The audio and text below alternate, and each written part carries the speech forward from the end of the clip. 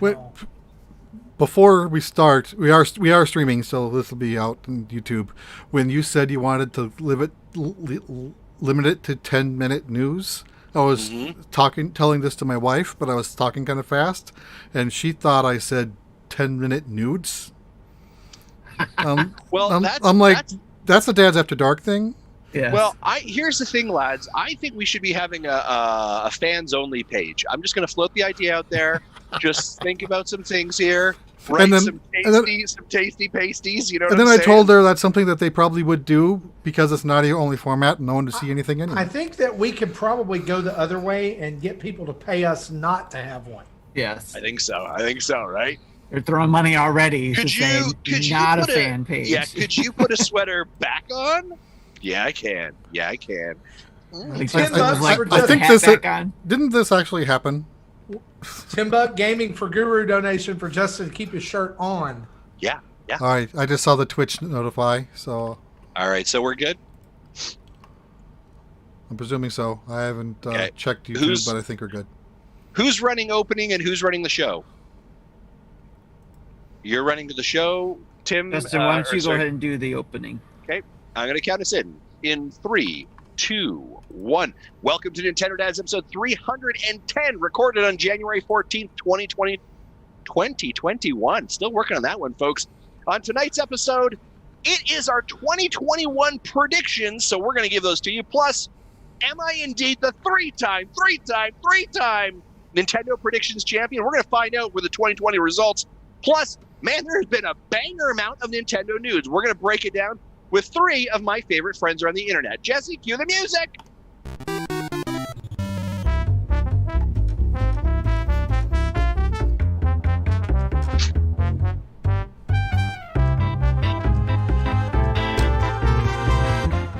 Hey, what's up, everybody? It is Marty here, and you're listening to Nintendo Dads, episode 310. We almost went back in time there, guys. 310. It is January the 14th, 2021. At least I can say that correctly. And I'm joined tonight by the regular old cast of Fuddy Duddy Dads. Unless you listen to them on Mega Dads, and then you never know what you're going to get. Ain't that right, Justin? Darn tootin' it is, but I can't swear on this show unless it's in the pre-show. Yeah, Patreon folk in the pre-show, you're welcome. If you want that, you can pay $10 for the pre-show Patreon level. We got a ton of stuff to talk about tonight, so let's go around the horn. Justin, man, how are you doing this week? How are you? Yeah, doing all right. This week was like back to work. Do you know what I mean? Like really, like jumping both feet in, hard working. Back-to-back meetings. I'm excited about this weekend, right? Excited about streaming tomorrow. We're going to talk about that later today. But man, a lot of positive energy, and there's a lot of good games on the horizon that are coming that I'm excited about. So just like, can we use the word? I like to use the word plethora. There was a plethora of Nintendo news this week. I'm also going to give you a teaser. I am excited about nothing from Nintendo in the next 4 months. Shut your mouth. Seriously. And we'll talk about why here in just a minute. You all right? Not talk about that game like that. Tim Off, how are you, man? How are you doing this week? I'm doing okay. Be honest, for me, it's been a little rough lately, but I'm getting by. And again, always you guys come to my rescue every Thursday night, and I look forward to getting on here and hanging out with you guys. So to be able to talk Nintendo stuff. So, but how are you doing? This week I'm like Justin. This week's been back to work, diving back in both feet. But also, like this week I had a great week. And for those of you who saw the list of things that kept me going in 2020, I got my Wendy's Frosty Chino here, making it through. Yeah, Justin, there you go. And I got my bottle of water that I just had. And a gala apple. Like, I'm living my best life, you know? Well, here's the thing. That will keep you from further heart attacks when you go out running, unlike me. That's fair. But anyway, Jesse, man, how the heck are you? Let's not leave you out. How are you? Good, as long as we don't go back in time back into 2020. And if we're going past before 2020, we should start warning people. Yeah. I apologize. Yes. Well, guys, we got a ton of news and stuff, and our predictions for 2021, as well as oh gosh, I'm looking at the ratio percentages of things from last year, and it's not good, at least on my end. So we'll get into that though. Let's just go right now. Let's go. Dive in.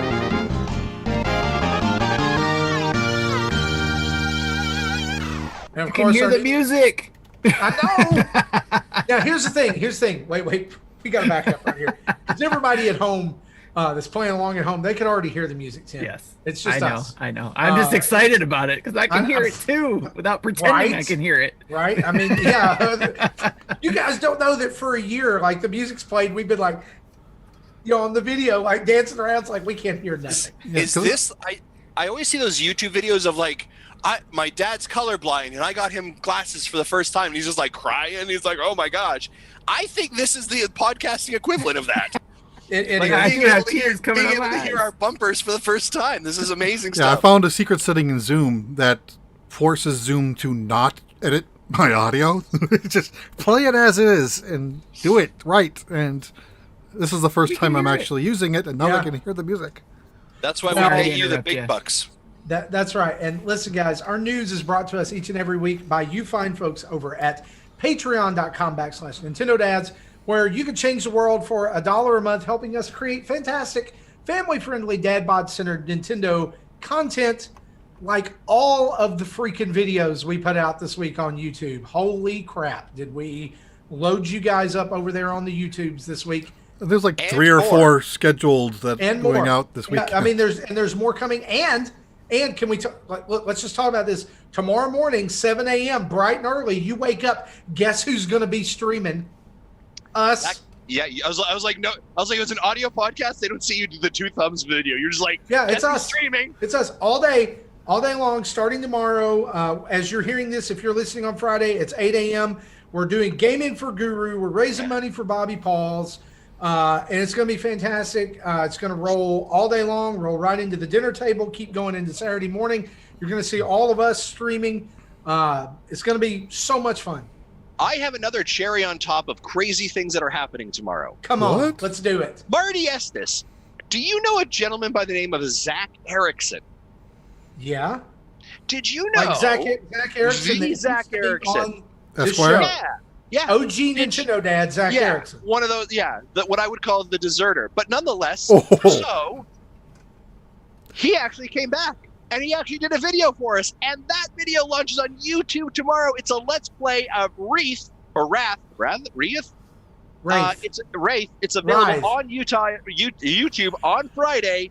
And it's him. He's back. Hey, can I tell you something, though? That's awesome. You are not allowed. No one is allowed to watch that video and not watch the stream. Watch it on Saturday. There you go. That's a good. Well, what I'm saying is that there's a lot going on. Watch it. Good content. There is a ton going on, and we want to say a huge thank you to our brand new patron this week, Abby Echeverria. Guys, there's a Nintendo. It's a Nintendo female. It's a mom, a Nintendo girl. She's following us. That's awesome. She's in our Patreon. Plus, did we not have a new executive producer also? Yeah. Chris Waring, brand new Patreon producer. You guys are fantastic. You're awesome. And here's the deal. Right now, here's what I need for you to do. If you're listening, watching us on YouTube, or you're hearing this tomorrow, I need you to go to this website. I need you to go to bit.ly. That's bit.ly/gaming for guru. Capitalize all those words. And that is FOR, not the number 4. Yep. Gaming FOR Guru. And I need you to make a donation. Because, guys, here's the thing. Guru's in the hospital. Guru's got bills. Guru's been a friend of the show. And here's the deal. This is really the only literal time that when he gets out of the hospital that we can call it a comeback. All right? And so, like, we love Bobby. Bobby, listen, one of these days, I hope you hear this. I hope you know how many people love you and are pulling for you. And my personal goal, like we've said this, like the GoFundMe was set up as $10,000. That's already been blown by. We're over 11,000 as of recording the show right now. Like last time I checked was $11,012. For every $10 you give, you get entered to win prizes. Like we're giving away a Nintendo Switch. 15 pounds of PDP product is on its way to us. Controllers, Pixel Pals, all kinds of stuff. We're going to give it away. Literally 400 codes that Image and Form have given to us. Ubisoft has come in, a TUI. Way Forward, a TUI. Way Forward. Team 17. Yes, there's a Minecraft prize pack straight from Mojang. There's an Xbox Series S. Yes.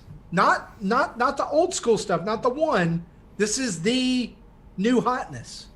Mm-hmm. And guys, there's so much that people have donated, that are giving away. What we need for you to do is do a bunch of things. All right. Number one, we need you to donate. Number two, we need you to retweet and share tomorrow and Saturday and Sunday. All of our partners. We've got us, PSVG, Quest for Pixels, Xbox Drive, PlayStation Trophy Room, Megadads, Lizabelle, Console Cato, Holly Crossing. So many people jumping in to bring this into fruition and raise money for Guru. My thing here is this. I want to see us raise another 10,000. Let's go. Let's do it. Dream big. Let's do it for Guru. Let's go. And here's the thing. Tomorrow morning, I'll be streaming from 7 a.m. until 1 p.m. I'm going to be giving away 20 different codes for Steam World games. We're going to be giving away codes all through the streams to winners. There's going to be surprise giveaways the whole time. You never know what's going to happen. You can find our streaming schedule at our Twitter, at Nintendo Dads, or at Megadads, or at PSVG, or at all of those people have it up. And you can find the giving link there. So Bobby, it's almost like we plan ahead and everyone just spams it at the same time. I know. Isn't that crazy? Well, guys, let's talk some news really quick. Man, Nintendo dumped it on us this week. Lots of stuff coming out. Nintendo released the trailer for Super Mario 3D World and Bowser's Fury. Of course, the release date of that is February 12th, but we got the very first look at the brand new Bowser's Fury mode, which is seemingly built on the Mario Odyssey engine. Did you guys watch this? Yeah. Justin, hang on. I want to ask Justin Masson here. Correct? Like, we got to square this out. You're not excited about this? So here's what I'm excited about. I'm excited about Bowser's Fury, but I already own 3D World. I've already played that. I've already completed it. I would love, like, if that was a standalone like a standalone product, all about that. But I'm like, I don't want to pay $80 or Odyssey DLC. Or Odyssey DLC. I don't want to pay $80 for something that only feels like it's 20% more. But you're getting the greatest 3D Mario game of all time. Yeah, that's debatable. Also, I just want to say the following. Jesse, where's that bumper? What did I say they were going to do? What did I say they were going to do about 3D Mario? You were like, no, they're going to have a direct. And what happened? Jesse, I'm just going to go ahead and cut in right trailer. Here. You're not playing this all night. You're not. Come on. I get one for this one because I was 100% on the button about this. I'll give him this one, but this is it for the night. Justin was right. It's like a warm blanket that I put around me. It's cozy. Yeah. So that is out. Bowser's Fury is confirmed to be a separate option from the title screen. This just means that he can't use it as a prediction because it's already true. That is true. That is right. You can play this directly from the title screen, so you don't have to complete 3D World to be a part of it. Also, Nintendo announced alongside that a new Nintendo Switch model will be launching. The Mario Red and Blue Edition. The bezel on the Switch, the dock, the Joy-Con are all red, Mario red. The Joy-Con grip and Joy-Con strap are blue. And you get a carrying case and screen protector, all for $299.99. This is confirmed to be the new battery model of the Switch. Yes, Justin? Jesse, may I have the hot take button, please? I think you're going to say what I'm going to say. Hot take! Yeah, go ahead. This is incredibly lazy. This feels like circa that's lazy. Not what I thought you were going to say at all. Lazy Nintendo. A beautiful artwork they did for Animal Crossing. Like, man, was that a hot device? That looked amazing. Yeah. This was, you know what's cool? Overalls. You know what's cool? 2 colors. Like, you have 35 years of this character, your most iconic character's history. You could have done an amazing deco wrap. You could have done like a decorate that dock. You could have done so much. Yeah. Instead, it's like someone. I literally feel like this is a mock-up that someone did on Twitter and was like, "Hey, you know what's good? Move with that." You know what's better than that red, just that plain red dock, is the like all of the logos and the art in the background on the eShop right now. Exactly. You know, it would have been perfect. There's nothing on the Switch. It's just red. There's no colored buttons. There's no colored sticks. There's not even like an M. Yeah, Jesse, play the bumper again. Let's just keep going. Yeah. This one? Hot take. It's not just lazy, it's ugly. Yeah, that's what I was going to say. It's an eyesore. The blue and the red don't work. They're not Mario colors. They're like this weird abomination bright. And maybe it's just the photos. Maybe it's washed out in the photos. But guys, come on. And now like let's turn it over to Tim because I know how he feels about this. What do you think about the Mario console? So let me say this first. So what has everybody been asking for? Hey, we want more themed Switches. Folders. We want more. That's exactly what we've been asking for. We've been asking for more themed Switches. We get one, and what's the first thing we do? Complain about it. We complain about it. It's not enough, right? Or we can't make Nintendo people happy enough, right? Well, okay, I hear your argument, Tim. And for some people, this is amazing hotness.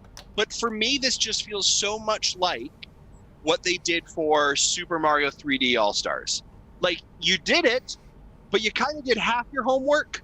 Like, you had, I think here's the thing that frustrates me, and I think you're 100% right. We're whiny people, whiny man-children on the internet right now. I totally get that. But my commentary here is, like, I think what I'm more upset about is the missed opportunity and potential there. And I think when you see a game or a system like the Animal Crossing one, like, they spent the time, the energy, right, the capacity to really do like a really, really nice one. So it's not a lack of ability, not a lack of skill, and so it just feels a little bit pieced together. And what the issue is that it's, if you compare it to their 30th anniversary that they did, right? We got all kinds of stuff. We got posters. We got it was just a lot more going on with it. So think soundtracks and all that kind of stuff. So if you go back and look at the history of Nintendo Switch variants, right? They're like the Animal Crossing one. Everything was different. There was stuff on the Switch. There was stuff on the dock. There was exclusive Joy-Con colors, exclusive straps. Pokemon, exclusive Joy-Cons, exclusive Joy-Con straps. There's stuff on the dock. There's stuff on the Switch. Smash Brothers, exclusive dock, exclusive Joy-Cons. Diablo, exclusive dock. Wait, stop real quick. Going back to the Smash Brothers one, there was a lot of complaints about that one because of just the strike. The right Joy-Con was extremely lazy. We're always going to complain about what some of these, not everyone, but some of these, yes. Like look at the two special editions we've had just within the last 3 months of each other. This Mario edition and the Fortnite bundle, where the Fortnite bundle had brand new Joy-Con colors, a wrap around the dock, a wrap around the Switch. As a Mario fan, here's the thing: am I excited that there's a special edition for Mario? Yes. Celebrate him. Celebrate the legacy of that. But I'm like Justin. Like, I feel like it was like when you tie it with the 35th, when you tie it with the 35th anniversary, yes, it is lacking for sure. But you got to look at the bigger picture. I'm surprised Business Justin isn't looking at this as well, which is what's going to happen during Black Friday. Probably going to get this in the next bundle for Black Friday. Yeah. Here's the other reality of it, Tim, and this is maybe the Business Justin putting it on. This thing's going to frickin' sell like gangbusters. Oh, gosh. And that's the other thing, too, is like not all designers are going to throw all the things that we like. And because there's some of these things that you guys were with the silhouettes and stuff on the back of the Switch and all that kind of stuff, where they could have just went for the simplicity design, where it was just the colors. So and I guess the other part of that as well, Tim, like just playing the devil's advocate on that. I mean, 35 years of Mario, like that dock, if you put like silhouettes of all that stuff on there, that could look just gaudy very quickly too. Yeah.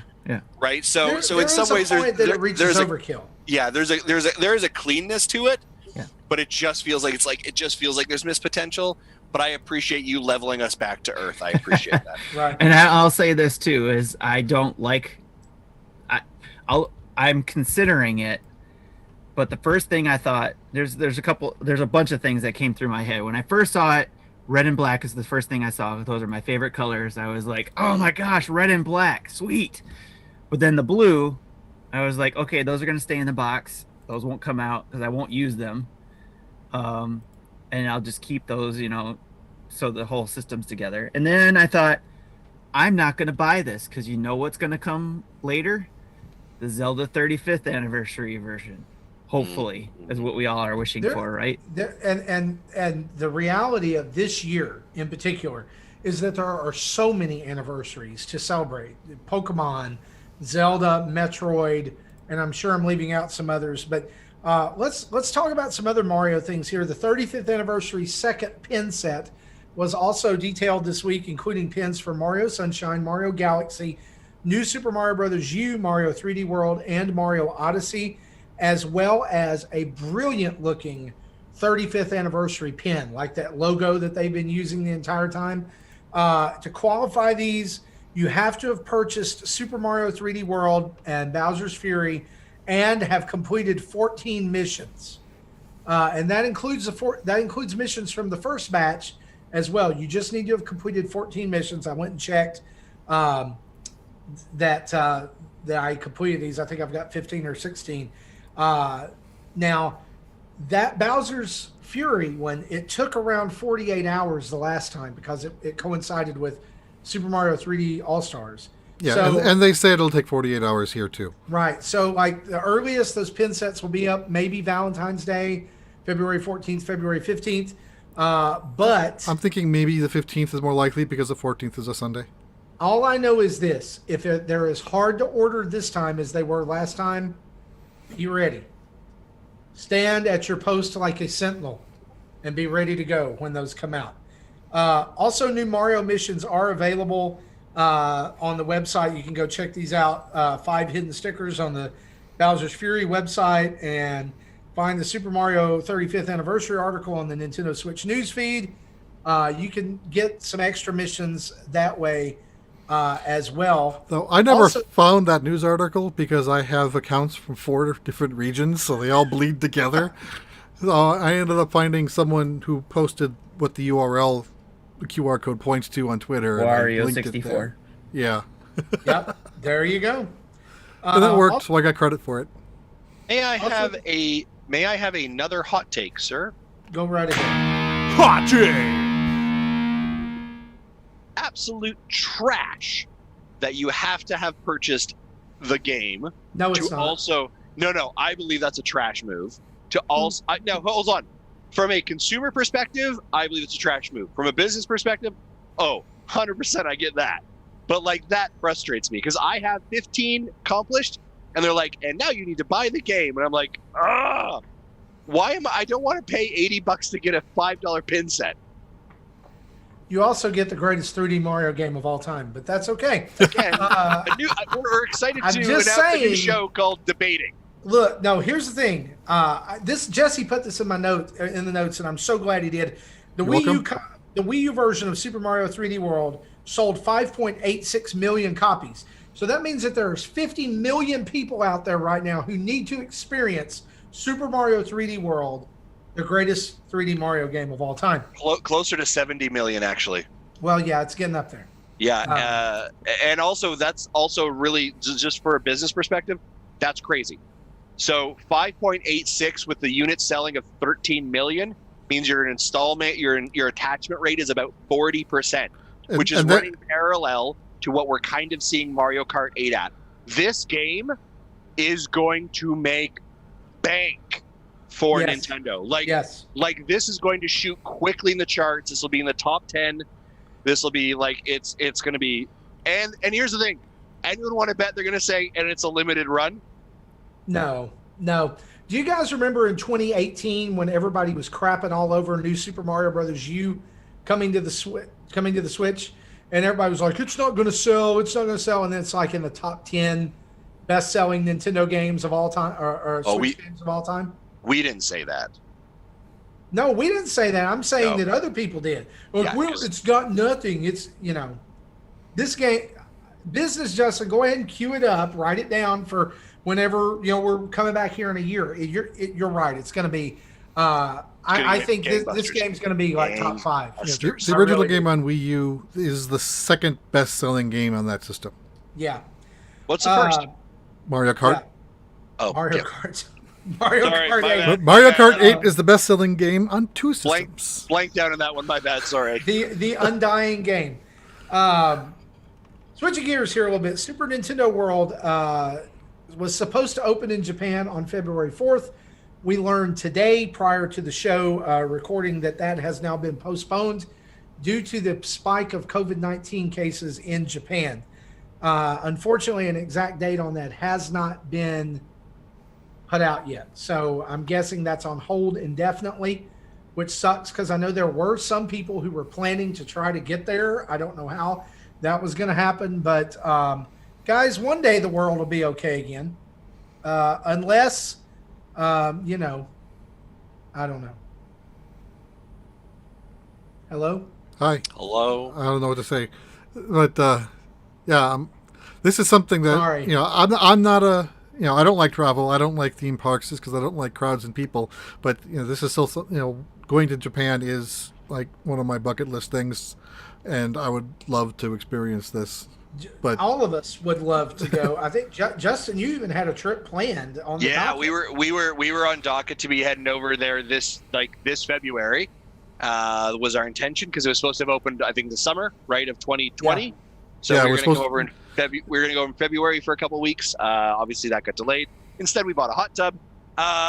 But we're planning on going in February 2022 if the world allows us to. So I mean I think this is like, here's the reality. I think when we all saw that video that Miyamoto did like 3 weeks ago, right? We're like, oh, this looks amazing. And I think we all went, yeah, sure. Look at that. Feels a bit soon to open it, doesn't it? And of course, here's what it is. The other challenge that Japan is facing from a larger perspective is they are on docket currently to be hosting the Olympics this summer, right? That's a huge thing for the obviously the country, and so just trying to control the outbreak. It's unfortunate, but it is what it is, folks. It makes sense. Yeah, right. The worst thing you want is, hey, we just opened an amusement park. By the way, every single person who was here got COVID. Right? Yeah. Like, that's going to kill. That's not a PR you want to put out. Sorry, I apologize. So a couple other little things that we want to mention here. Game release announcements this week. New Pokemon Snap got a brand new trailer today, as well as a release date of April 30th. Pre-orders are open right now. You will be visiting the Lental region and working with Professor Mirror to take photos of Pokemon. Hang on, I'm falling asleep as I'm talking about it.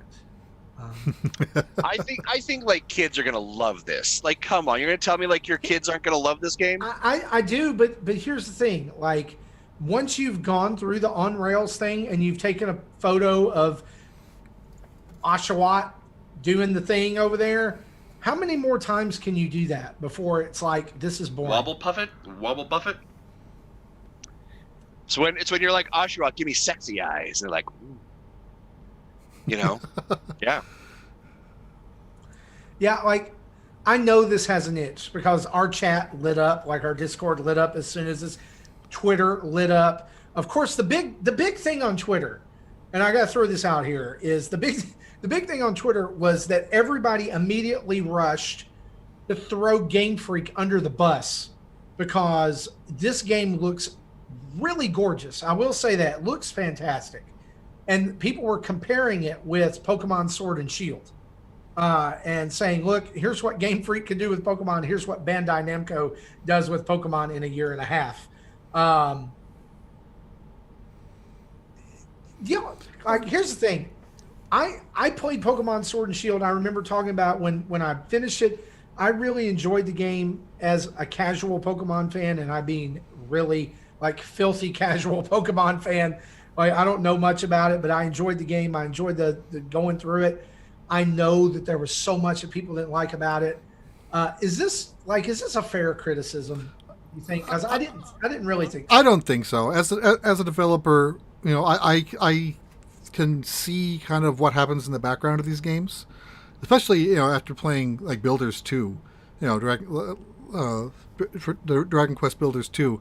You can just that switch gets hot and you don't have a lot of battery life because it's doing so much background processing of number crunching in the background, even though you don't see anything changing.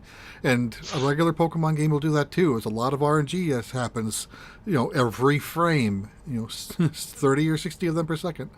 And but Snap is more of a on-rails scripted experience. There isn't as much RNG. Everything, well, if it's like the original, everything's on a script and a path. And there isn't a lot of background stuff going on, so we can afford to be prettier. I think the biggest thing is that this is starting to hit a lot more nostalgia for the millennials, I think. Because this is their game, right? For the Nintendo 64 era kids.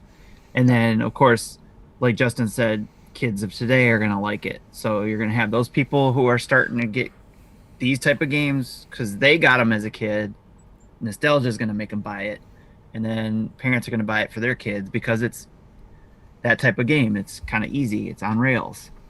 I'm just afraid that this is going to be another scenario like Mario Tennis Aces, where it's like, where's the game? Or no, I'm sorry, Mario Tennis Ultra Smash for Wii U. Yeah, where is the game? It runs the risk of being not very replayable like the original game. Once you've done everything, there's no reason to do it again. Unless they've done something different that they haven't shared yet. It's just not going to be for us. I completely agree with Tim here. I think this is a nostalgia game. I think this is somebody's game. You know what I mean? Like, this is the thing I'm seeing here in the chat in Twitter. I apologize, on YouTube.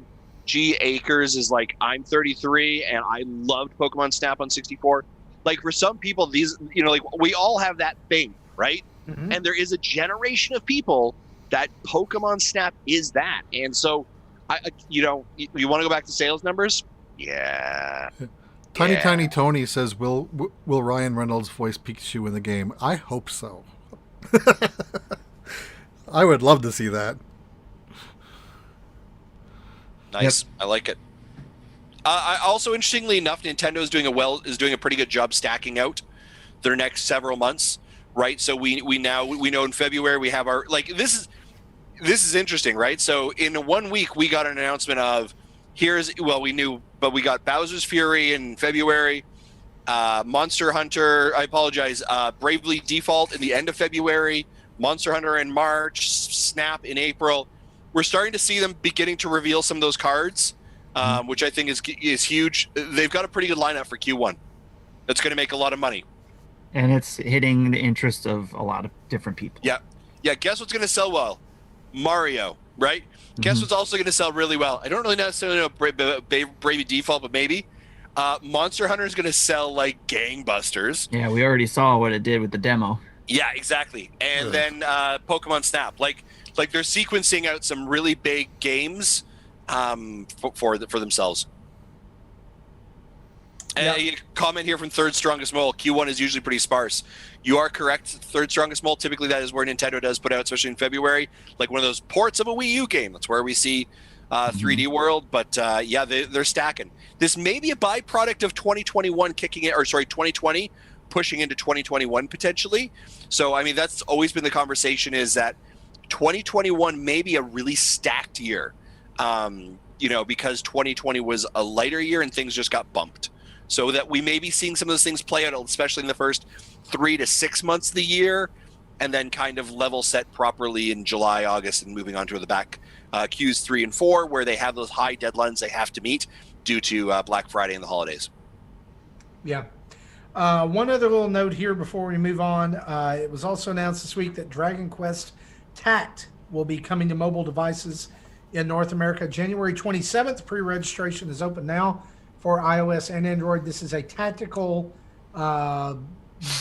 war game, fighting game set in the Dragon Quest universe. Looks actually pretty neat. Yeah, I pre-registered for it just because I'm a Dragon Quest fan, but I'm also not a Tactics fan, Yep. so we'll see how long that lasts. Absolutely. Well, guys, that's the news. Let's move on and talk about our predictions from last year and our predictions for this year.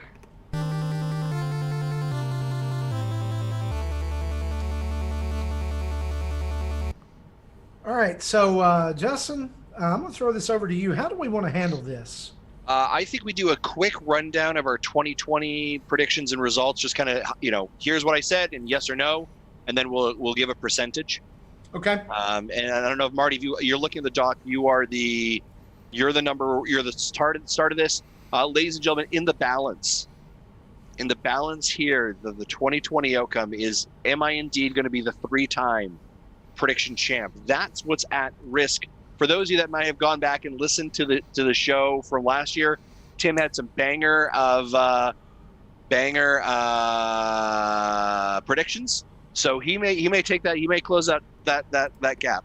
Yeah, and after we do these predictions, one thing that we didn't hit during news that we do want to go back to was our top 10 games for 2020. And so help me remember that we don't forget those. All right. So they weren't exactly immediate news. And so I figured when we talk about what we've been playing, we can talk about our voted top 10. It is the list. So yeah, I'll go ahead and start. I didn't do very well this year. It's not very good. 16.7% correct. So 2 out of 12 predictions correct here. I'll just go down the list. TV only Switch Pro will be 2020. No. Mario Golf in 2020. Real time with online play. No. No more Labo. Yes. No more Amiibo announced. Smash Amiibo were already known, but don't count against us. No, we had Cat Mario and Cat Peach. Those were literally the only Amiibo announced in 2020. Stupid Cat Amiibo. So close. Nintendo will have another unlikely partnership like Microsoft in 2019. No, that did not happen. Mario Kart 9 will be announced at E3. No. Breath of the Wild. And I noted there was no E3. So yeah, there was no E3. Breath of the Wild 2 will not be released, but there will be some other Zelda game. Nailed it. Hyrule Warriors, Age of Calamity, Justin. Right, thank you. Justin forgot already, huh? The game by the way, I'm getting slammed on Twitter and Discord for not playing that game. You deserve it. You deserve it. You're not the only one who didn't play it. Yeah, but apparently go after Jesse too. Go, my minions. I have not played it yet either. Okay, all of you, you're on the list. Hang on. But you I only played the demo, Tim, right? What? So did you not get it for Christmas, or you bought it? Or something? I did buy it. Okay. Okay, so at least he has it. Just haven't played it. So here we go. Joy-Con with D-pad will be released. Wrong. The first trailer for Illumination's Mario Brothers movie will be available. Wrong. Zelda mobile app will be released. No. And then for my wild card predictions, F-Zero reboot. No. And Nintendo will sue Dell and Alienware over the prototype shown at CES. No, that did not happen. So yeah, 2 correct, 10 wrong. We're coming back in 2021 though, real strong. You're just gonna copy and paste. Yeah, actually, these are just my 2021 predictions, so you can just skip me. No, I have 2021 predictions. Thank you very much. Jesse, let's move on to you. You go ahead and read off yours there. Okay. So remember, the bar is set at 16.7 for Marty. So I said Switch Pro will continue to be a hybrid and backwards compatible. Unknown, so at least marked as wrong. Nintendo Direct will be next week and will reveal a North American localized version of Dr. Kawashima's Brain Training for Nintendo Switch, but it'll have a different name using the Brain Age branding. Wrong. Metroid Prime 4 won't be released this year. I got that one right. NES and Super Nintendo games will be added to Nintendo Switch Online, but no new systems added. Got it. Animal Crossing will update post-launch to allow accounts to have different worlds. They did updates, but not that one, so I marked it wrong. A new Pokemon game will be out this fall. Gen 2 Let's Go or Gen 4 Remake. Wrong. Breath of the Wild 2 will not come out in 2020, but will release Twilight Princess HD and or Wind Waker HD. In the meantime, I marked it partially correct, so I gave myself a half point. Square Enix will release older Final Fantasy and or Chrono Trigger. No. Square Enix will release Dragon Quest 4, 5, and 6. No. And no new classic system. Yes. So giving me a 3.5 out of 10 or 35%. Okay. Moving on to mine. Here are my predictions. No Nintendo Switch Pro will come in 2020. I was correct. No UI, no new UI folder seems messaging. I was correct. No Metroid Prime 4 in 2020, but some Metroid Prime game will be Metroid game will be released in 2020. I got partially correct. New Amiibo will be announced. Correct. Hold on. What Metroid game got released in 2020? No, I said it's partial. I said my okay. statement was no Prime 4 is his No half Prime 4. right. Yeah, That's how I got half. right. Yeah. Labo announced coming by the end of June. I was wrong. Animal Crossing Edition for the Nintendo Switch Lite will be made available. I was wrong. He was right for the wrong reason. I was right for the wrong reason. That one irritates me. 2 more Microsoft games will be released in in September on the Switch 2020. Why are we saying partly correct? Because one did, not 2. What were the 2? Ori. And Minecraft Dungeons. That is a Microsoft game. Chat, am I right? I'll have Chat, to what do you think? Full mark or partial? I'll verify that and change your score if Done. It is, right. it is a Microsoft game. Yep, It's Minecraft. It is. Also, I went back and listened to it. I actually said that Ori was going to come out in September. And somehow I was right, and that's creepy. Splatoon 3 will not be announced in 2020. I was correct. Breath of the Wild 2 will launch in 2020. I was wrong. A new Pro Controller will be available. I was wrong. A new mainline Mario game will be announced. Not a port, not a remake, but a sequel. I was wrong. A Pikmin will be announced. I was correct. My wild card was Apex Legends to release. That hurts so much. I should get partials for that. And then Why? Fortnite Save the World is wrong. You shouldn't get partials just because you won a game so bad. Well, No, because he's it was saying because it would have been released if they didn't delay it. correct. It was supposed to be released the fall. That one hurts a bit. What does the chat say?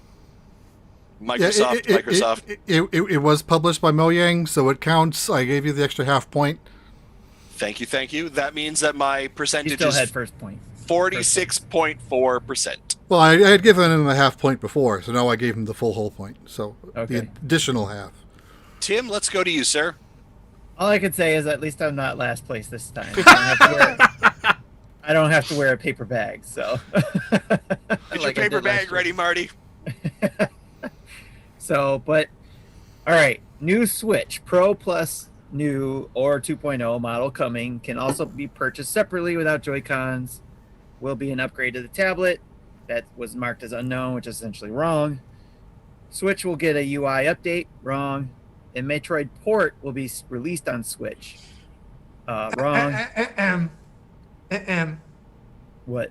I think you're partially right about the UI update because we did get the Nintendo Switch Online button on the front. I don't think that was his intent. But it's a UI update. I will give him half marks for that. All right. Yeah. All You right. play your cards right, Tim. You might just come in second. Well, he was already in second. All right. I thought you were in second. Game Boy Color and Advanced games will come to the Nintendo Switch Online in September. I was wrong. Splatoon 3 will be announced or teased in 2020. Wrong. Third-party collections of PS3/360 plus era games coming, like examples Arkham, BioShock, Fallout, etc. That was correct. I also want to say, like, how on the nose you were for that one. Wow. Like, that was, like, unbelievable. And actually, yeah, during the call, you actually referenced, you're like, BioShock or Borderlands. Yeah, I And it did was say like, Borderlands. It was so yeah. spooky. I was like, oh, my God. I did say those too. Yeah, because I listened to it after you mentioned that I might win because you guys you just heard that one. Yeah, I That was did. funny. And then the next thing you heard was like Breath of the Wild will not release in 2020, but that was correct. We will get 2 or more 3DS games ported to the Switch, and that was wrong. And then Did we? Sorry. No, I was thinking The World Ends With You. I apologize. That was beforehand. You're right. yeah, that was a DS anyways. But Wild Card games. Wild card was 3DS games available to play on Switch in Tate mode with an accessory, and that was wrong. And Jedi Fallen Order releases on Switch. That was wrong. For a total of 2.5 out of 10 or 25%. 25%. I, as your reigning champion, would like to talk about the possibility of purchasing a championship belt that I can display and walk around with, and then whoever wins, we can ship it out to wherever you happen to reside, although I'm sure it won't leave the Great White North. There's places that make custom belts too, you know. So. Ooh, really? Mm-hmm. Thank you for being the 2020 champion and king. I wear it with such grace and humility. I appreciate it. And here comes Marty with his what do you call it? Hot take. The what do they call it? The thing that they had to get the contract down. Oh yeah, Money in the Bank. Money in the bank. Yeah. Money in the Bank case. Yeah, I don't know if I could do that. I do think though that as reigning champion, you have to go first. Okay. All right. Well, that's fair. I am also going to be very honest with all of you and say the following. Usually I have a pretty good list of predictions. I have struggled this year. Mm-hmm. And I think we are in such an odd position from Nintendo. There's a lot of things that I think that could happen. So I'm going to say this right now. Like usually I have like a bit of a good list. This is feeling really like weird because here's the other part of it is that I think that if it wasn't for COVID, some of these things on everyone's list may have actually happened. So it's this kind of like gray zone that we're playing in. And so I'm just providing my context. Yeah. Most of my list is just games I think will or won't happen. You know, I have a few things that aren't software related, but most of them are software.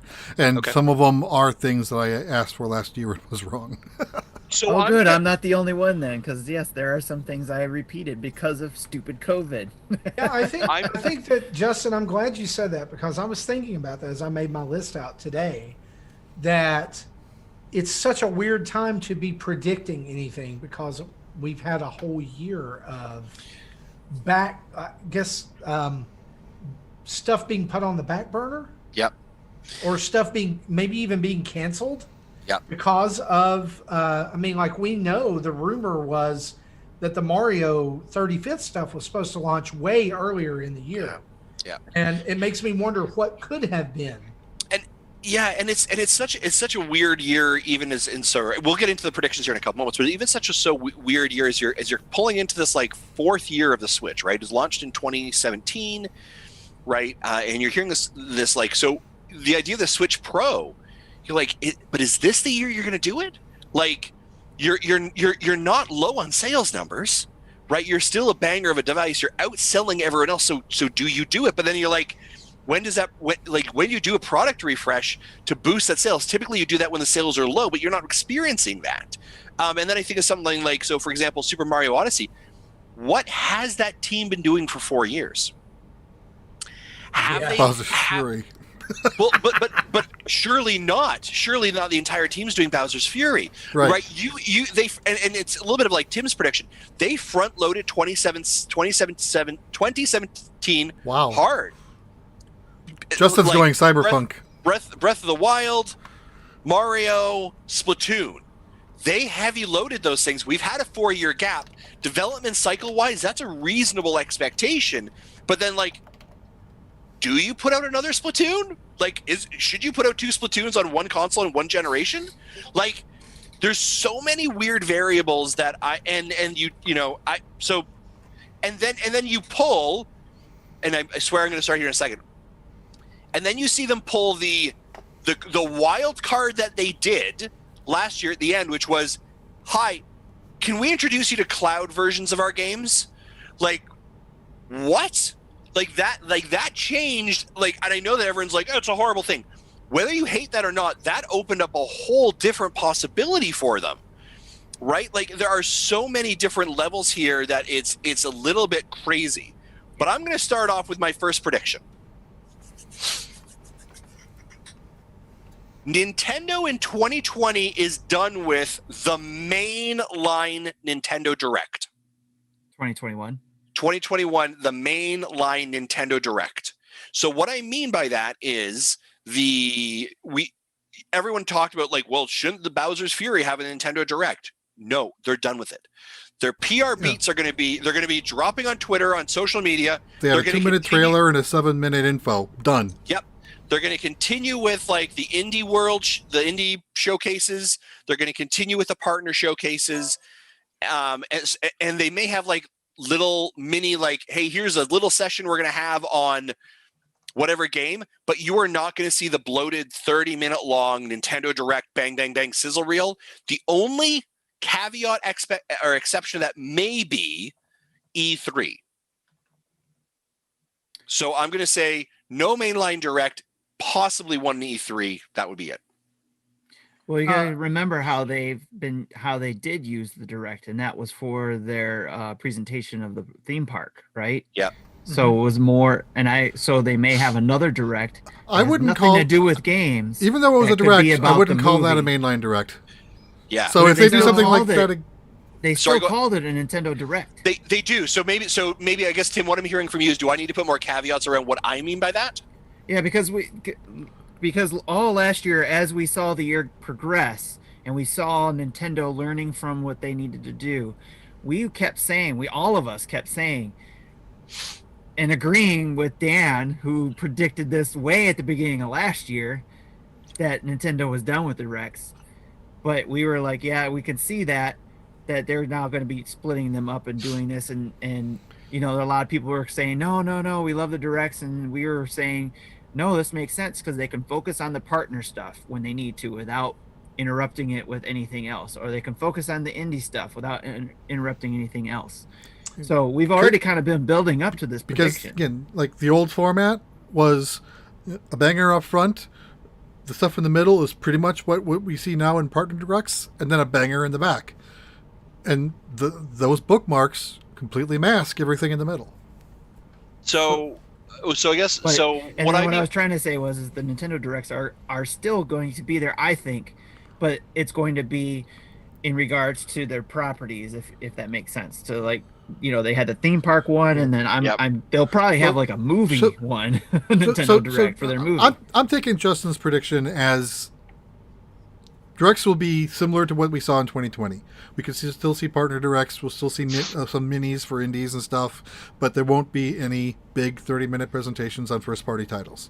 It's essentially what I guess you're saying, Justin, is, and Jesse's trying to clarify, is that they're not going back to the Direct as we knew it. Circa 2018 Nintendo Directs are gone. Okay. Yep. Is that? But I do agree, and that's a bit of a challenge, right? Because, and Jim, you're very much right. Like they slap the word Direct on everything now, so it's kind of like, well, what is it, right? So that was really what I mean. Like those big bloated 30-minute, big shows with things in it. Yeah, all the indies, all the third parties. Here's an all indie, here's their a third party. Here's, by the way, Breath of the Wild, right? Like that kind of stuff. So the official prediction in my notes that we'll go over next year is mainline, circa 2018. Nintendo Directs are done, except for E3. Yes. Yeah, that's my variable there. The can I just, Jesse, as you're typing that up, and you can call. I'll show you my list if you want to see this. I actually had the exact same prediction. So I think that's fine. To cut a little bit of time out of the show, just go ahead and mark me down for that too, and that way I can get to a different one when we get there, because I do feel like I would call it, the word I would use is evolution. We've seen an evolution of Nintendo's PR presence in 2020. I think the pandemic caused it to have to change, but I think they're winning at the change. Yeah. Like I think they're really doing it well. Yeah, I think what they're doing is working, and they will continue it. That is not a prediction. Here's That's the thing, just my opinion. Because here's the thing. Where is the buzz? Where is the buzz when they put out stuff? It's on social media, and that's where they want it. They want retweets. They want eyes on. They want hashtags.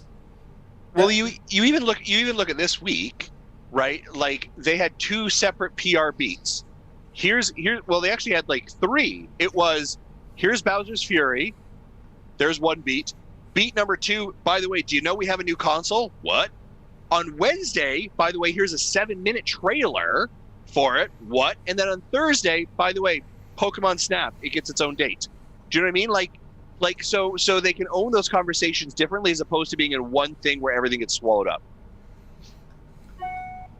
Yeah, I totally agree with that. You know what I would love to see, maybe though, is some cohesiveness with how they do the partner and indie directs. Like, if they could get on an every other month schedule with those, like they do the odd months, they do an indie showcase, and on the even months they do a partner direct.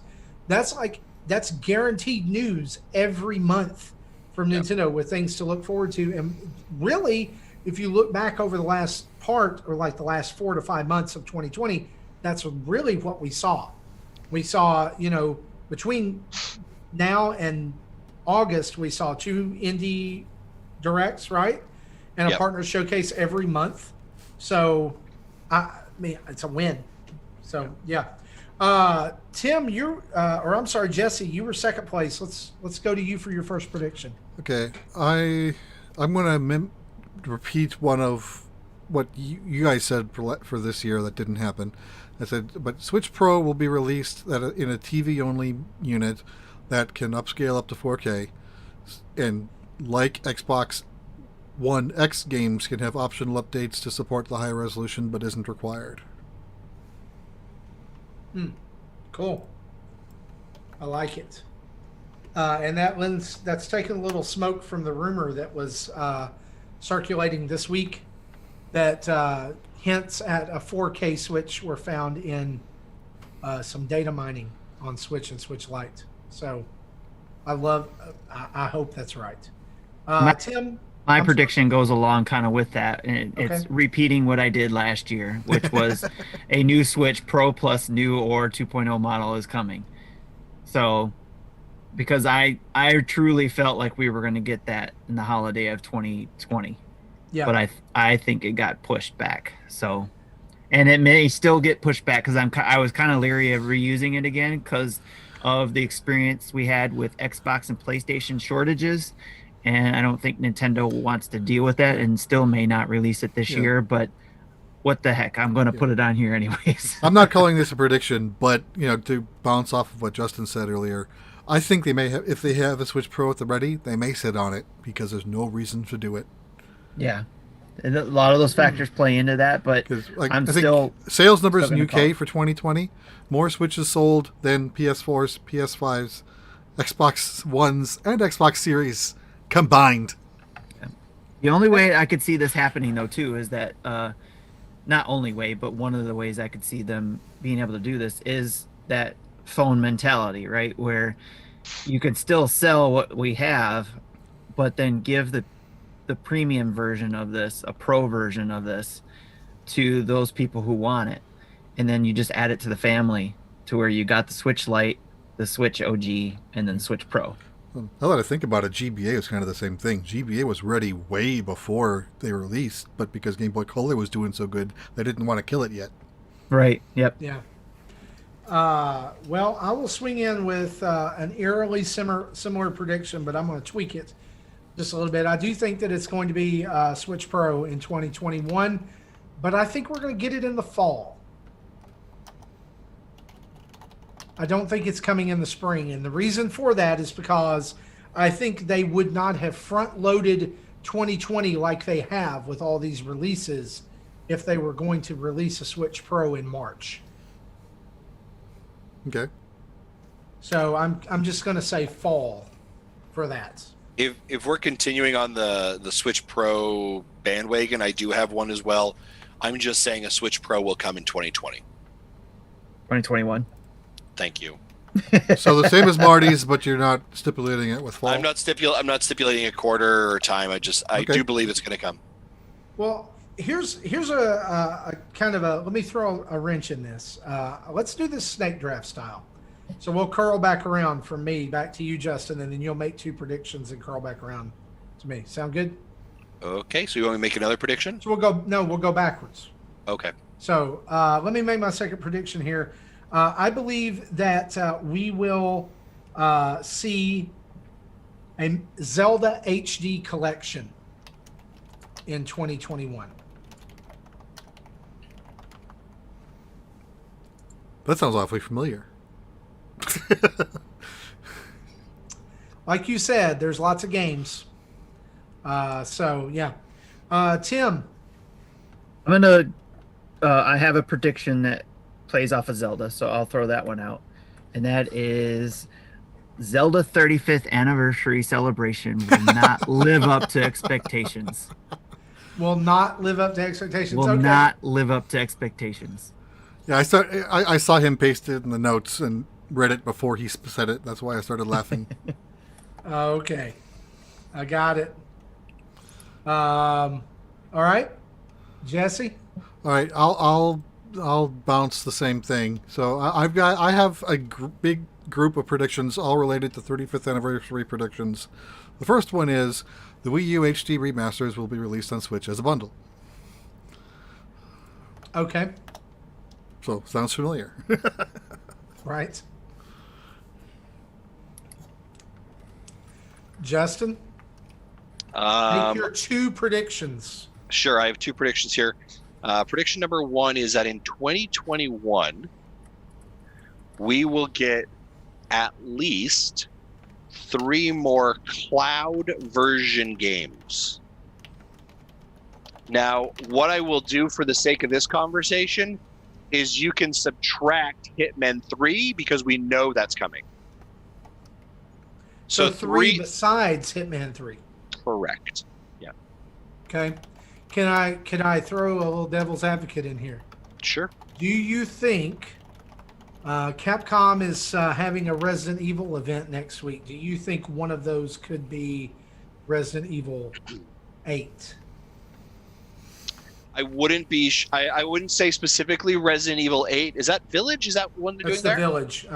I wouldn't necessarily say it's that, but it could be. I think you're going to see one of the Resident Evil games as a cloud game, right? So I don't know. Maybe they did a remake of 2 recently, right? So maybe that's a cloud version. 7 has already been done in Japan, so it could be that. Yeah. So I that's what I think there. I think it'll be one of them, but I don't think it'll be like necessarily 8. Gotcha. Okay. And your second prediction? My second prediction is that we will get a Mario sports game of some type in 2020. In 2021. Yeah. And this is why Justin keeps winning, because he's got the softballs. Here's how I keep winning. Softballs, and I do a lot of predictions. So statistically, something's got to stick.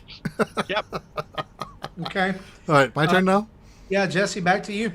Okay, so to continue with my 35th anniversary Zelda, I'm going to say Capcom Zelda games, Age of Seasons Minish Cap, will also be available as a collection without game enhancements, just Game Boy Color, Game Boy Advanced emulation.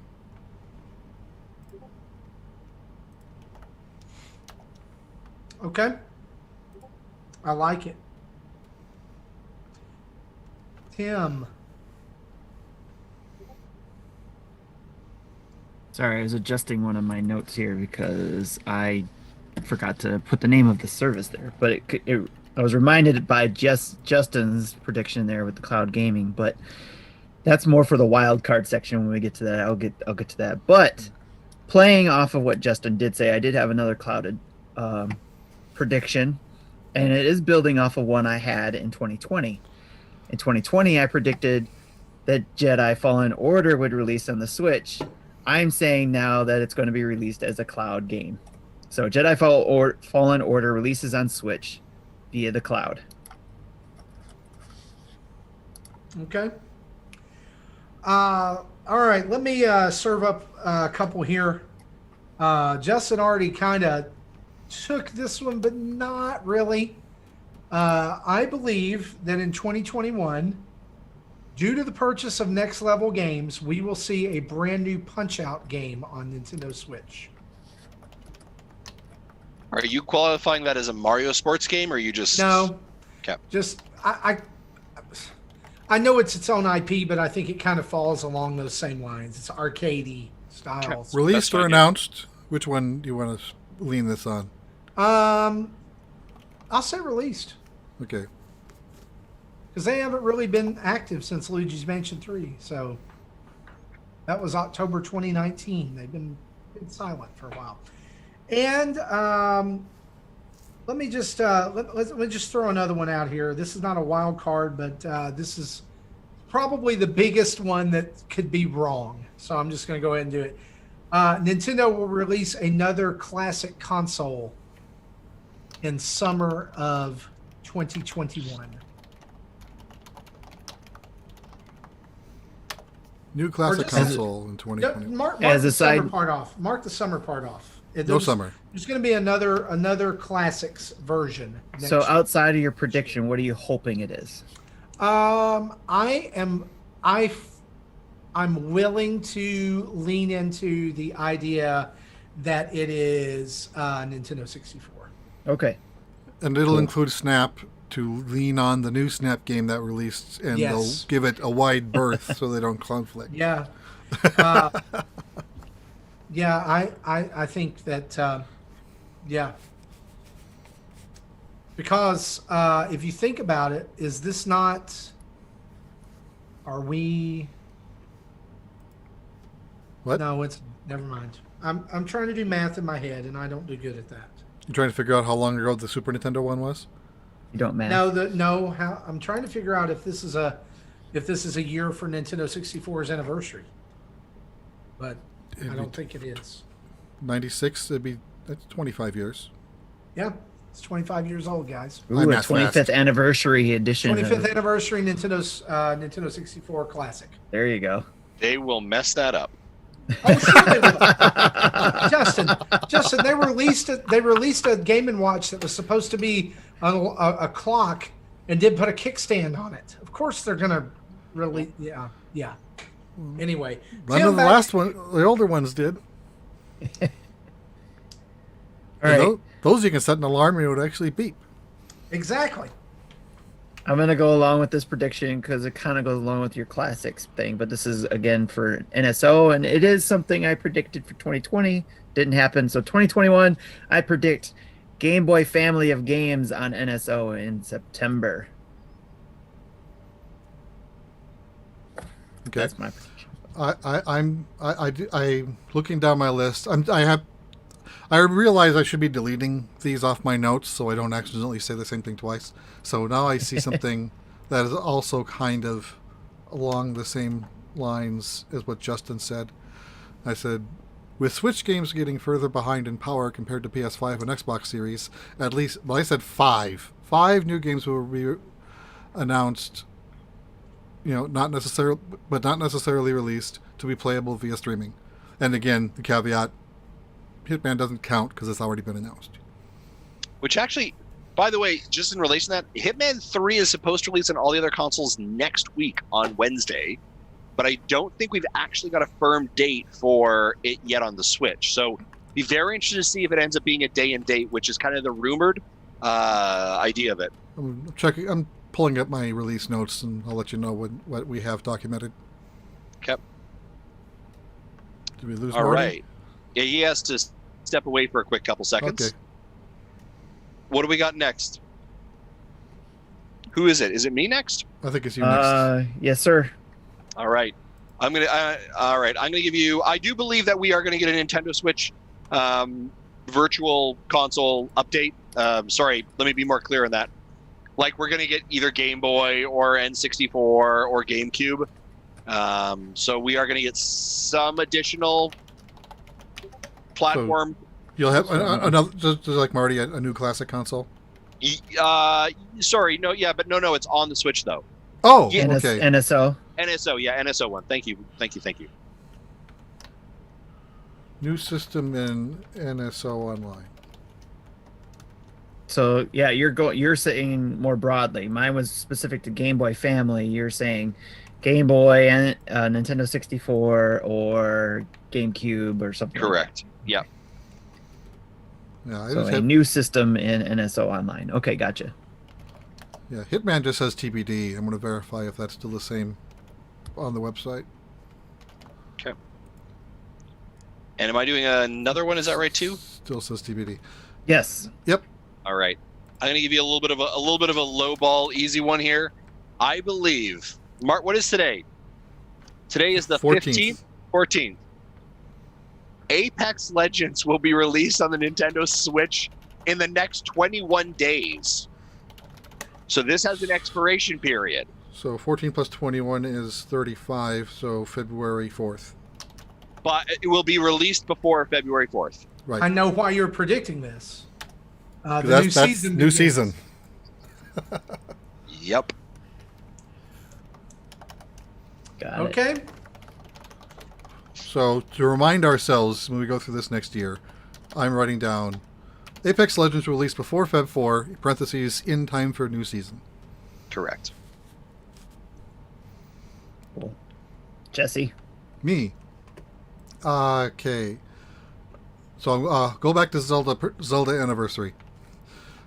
Zelda game, the Zelda Game & Watch, like the one that released in the late 80s, will be either remade completely as is, or will be enhanced like the Mario Game & Watch. And if they enhance it, it'll contain both Zelda NES games as well. Nice. That'd be cool. And I hope I if can you get don't, one of those. if you've never seen what this looks like, it was a dual screen Game & Watch, so it was more definitely more complicated than Ball. That'd be cool. I hope I can get one of those. All right, so I'll move on to mine here. I'll stick with the Zelda theme here and go with, it wasn't in 2020, but Breath of the Wild 2 will release in 2021. Yeah. I'll just jump out and say I said that same thing as my last Zelda prediction. All right. All right. Well, let me deviate from the Zelda here and make this next couple of predictions. I believe that we will underwhelmingly celebrate the Metroid Prime 35th anniversary without much fanfare, but we will get a new Metroid game of some kind. I also have that we will be getting a new Metroid game. I also have a Metroid game that will be released this year. Okay. I've got And a it's few great Metroid that things. We're all going to be disappointed. Yeah, we're So- all going to be disappointed. So I have Metroid's 35th anniversary will be underwhelming, but a new game will be released. Yes. Justin just say- says I will just say I just have a Metroid game will be released. Metroid game. Oh, will I'm be released. I'm going with the underwhelming because Right. you know and, it's and, coming. and I've got one coming up soon that's doing the same thing. But Here's my second prediction. We will see remakes of Pokemon Diamond and Pearl in 2021. Is that based on the current rumor that is like frothing? Honestly, I had that written down before I saw any rumors. Okay. yeah, and so did I, and I wrote this down 2 weeks ago. So, those are my two. Timothy, back to you, sir. All right. I will throw out a new one here. So there will be at least 3 total Switch or Switch Lite themed systems in 2021. Okay, so if they put out a Zelda model, that counts. Right. Right. And Zelda on Switch and then some other color theme on Switch Lite, Like but at least 3. what we talked about with Mario earlier. Got it. Yes. Okay. Okay. All right. I'll do my depressing one. For still in the category of 35th anniversary predictions, this is a Kid Icarus game. This is, or specifically, not a Kid Icarus game. I said nothing will happen regarding this anniversary, making Eggplant Wizard cry. So we'll hear nothing about Kid Icarus. So that's my softball. I didn't even know it was his anniversary, so there you go. You're already winning. Justin Masson, we're back to you. So I do 2, right? Yep. Overwatch 2 will be released in 2021. We will get another mainline Mario game this year that is not 3D World. Oh. I am not saying that it is Super Mario Odyssey 2. I'm not saying that it's Galaxy 3, but we will get another mainline 3D Mario. So that's not 3D World like? Well, no, Or- what I'm saying is it's not 3D World. Like, Oh, I was like, okay. we're going to get a 3D game. So yeah, Because it right. shows up in a month. Like, that's not what I mean by just a new mainline Mario game will release. that. Yep. Good deal. I'll say 3D World doesn't count. Got it. Jesse, we're back to you. Back to me. Okay, I will say a Metroid GBA collection will be available, like Zero Mission Fusion. Oh, that'd be so awesome. I am down with that. Yeah, that would be so awesome. I want your Yes. prediction to be so true. Because they are like the best, probably the best Metroid games, in my opinion. Okay. You would be correct. Tim off. Back to you. It's again a 2020 prediction that I think got pushed to 2021. We will get 2 or more 3DS games ported to the Switch. Okay. You already pasted that? Okay. Yep. Gotcha. I only have one more prediction before wild cards. All right. And so here it is. A brand new Star Fox game will launch by year end. Will release by end of year. Got it? It's been too long, gentlemen. All right. Is that the submerged one that everybody's talking about? Yeah, it is. It's Star Fox Submerged. All underwater. Just you and Slippy in a submarine. All right. Since you just did your last one, I'll do my last 2 that I have. Okay. And again, they're just carryovers from what we had before. Okay, there we go. Switch will get a significant UI update. He's wanting those folders. UI update. And I see. I have the feeling Justin's giving hints that he doesn't agree. Yeah. See, I thought this was coming last year. Again, this is being pushed off, but I am going along with what they did with the 3DS. They did a major UI refresh in its midlife, so that's what I'm going with. That's why, and I'm sticking with it. Tim, could you not have just said, like, they're going to give us new profile icons? Like, you could have just said that. I know it's softball, And then you but would have had would've a higher been percentage right. like Justin. You would have been right. I know. Justin's last prediction is literally Nintendo will make games in 2021. I have two final predictions when it's Oh, ready. you're skipping Here's- Jesse. Well, No, I said when here's it's my last one. Splatoon 3 will be announced and teased in 2021. Ooh, announced or teased? Announced or teased in 2021. I mean, it's both. So if we see if they do the Metroid Prime 4, here's a title screen and then go away, that counts because it's teased. Yes. That's correct. Or Alright. they do a full-on announcement that still counts. All right. They're I going still have to a bunch announce left. I something. want to know how many I do you have just left, need Justin? more weird I have two updates from left. the Okay. Squid Research Lab. You know what I'm talking about? Like the guy coming out making the 2 with his body. I need more of that. Okay. Why don't I go? I'll do a few because I've got more than 2 left. Okay. Sure. Continuing with Metroid, I said we will see Metroid Prime Trilogy on Switch. Bold.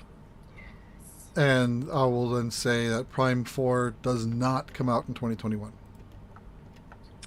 I want Jesse to win. Because I want all that stuff to come true. That's fine if Metroid Prime 4 doesn't come out this year. That's fine. Yeah, Prime 4 is not coming out this year. There's Right. no way. We'll be lucky if we get Prime 4 before the end of the cycle. Yeah, I think that's the only this game won't come out. Well, no, I lied. There's something else, but What Justin just said is going to suck. Because that's what happened with the Samus Returns. It was at the end of the life cycle for the 3DS, and hardly anybody played with it because everybody was on the Switch. just and like here's the reality, Tim. Like I really want it to come out, but just when you look at like when we got that announcement of when they were going back to the design on it, right? How long? Let's give a game 4-year life cycle, a 4-year development cycle, knowing that they basically had to start from scratch in 2019. Right? I would rather they take it 2023. I would rather they take it and say, you know what, it's not going to come out on the Switch. It's going to come out in the next console we come out with. I know they won't say that, but I would rather they just do that and then tell us, Just that like rip the Band-Aid off. Yeah, just it could be like the Breath of the Wild, a multi-console release. It could. I'll take that too. Could be. Yep. That would be great if they do. Not that. a prediction. Right. We're not there yet. Just dialogue. Okay, Justin, why don't you finish yours off, and then I'll drill down all mine left. I still have like 5 or 6 left. Wow. Okay. So my final 2 are pretty easy and contradictory. There will not be a Nintendo Switch UI major update in 2020. One, that will not happen. No, it's not going to happen. This is how you won last time. You contradicted all my ones last year. Got it. And then I believe there will be a Animal Crossing Season Pass revealed in 2021. Whether it's called Season Pass, I don't know, but it's like a, it's an expansion DLC. Paid DLC. Yeah, paid DLC. New versioning. seasons. Yeah, basically, and it's going to hit relatively soon, like in Q2 probably will be out for purchase because you'll reach a full year. And all those things that we're all whining about, like, are just going to show up. Oh, sorry. Can I throw one more in there? Sure. Animal Crossing will pass Mario Kart 8 in 2021 as the #1 selling game on the console. Maybe that's part of the DLC to like do bulk. What's the word at the table? You make things. Build? Crafting is the word. I used to play MMOs. Why can't I think of crafting? Yeah, you'll have to pay to do the bulk crafting so you can make your 100 baits at once instead of doing the same thing 100 times. Okay, so is that your last one? That is. Thank you. All right, I'll kind of rapid fire the rest of mine. Dragon Quest 35th anniversary. We will see some sort of Dragon Quest game ported to the Switch, either a port of 9 or a Zenithian trilogy 4, 5, and 6. Again, I said that last year and it didn't happen, but so mostly the same as last year. And then I said you won't hear anything about Dragon Quest 12. Okay, then for hardware predictions, in addition to the TV-only Switch, I said, either way, if it's a TV-only or still a hybrid, the updated system will have built-in Ethernet ports to encourage Ethernet connectivity for online and streaming game services. And there will be an updated Switch Lite that can be docked and played on TV. And then I'm not going to call this one out because that's okay. And then the last thing I said is kind of a more detailed version of what someone else said. Pokemon will have something to release this year since it took last year off.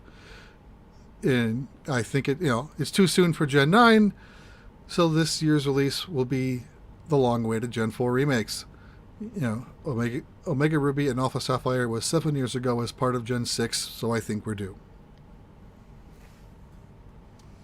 All right, cool. And I'll paste those into the docket later on in the show. Cool. I've got 2 wild card predictions. As well. Okay, Justin, you're nodding. Jesse, I don't have any wild cards. you don't have any wild cards. Okay, Nope, I've already shot my load. all right. Wow. And now's when we announce that we are now part of the Megadads family of podcasts. Or Dad's After Dark. Yeah. So I'll just go ahead with my 2 wild cards. Here is my first one. We will see more Amiibo in 2021. The wild card? They will not die. And here's my real wild card. New Super Mario RPG in 2021. Thanks to a renewed partnership with Square Enix, with Sephiroth being in Smash Brothers. Nice. People will get their Geno fix finally. Yeah, that's what it's going to be. It's going to be called Super Mario RPG: The Hunt for Geno's Relevance.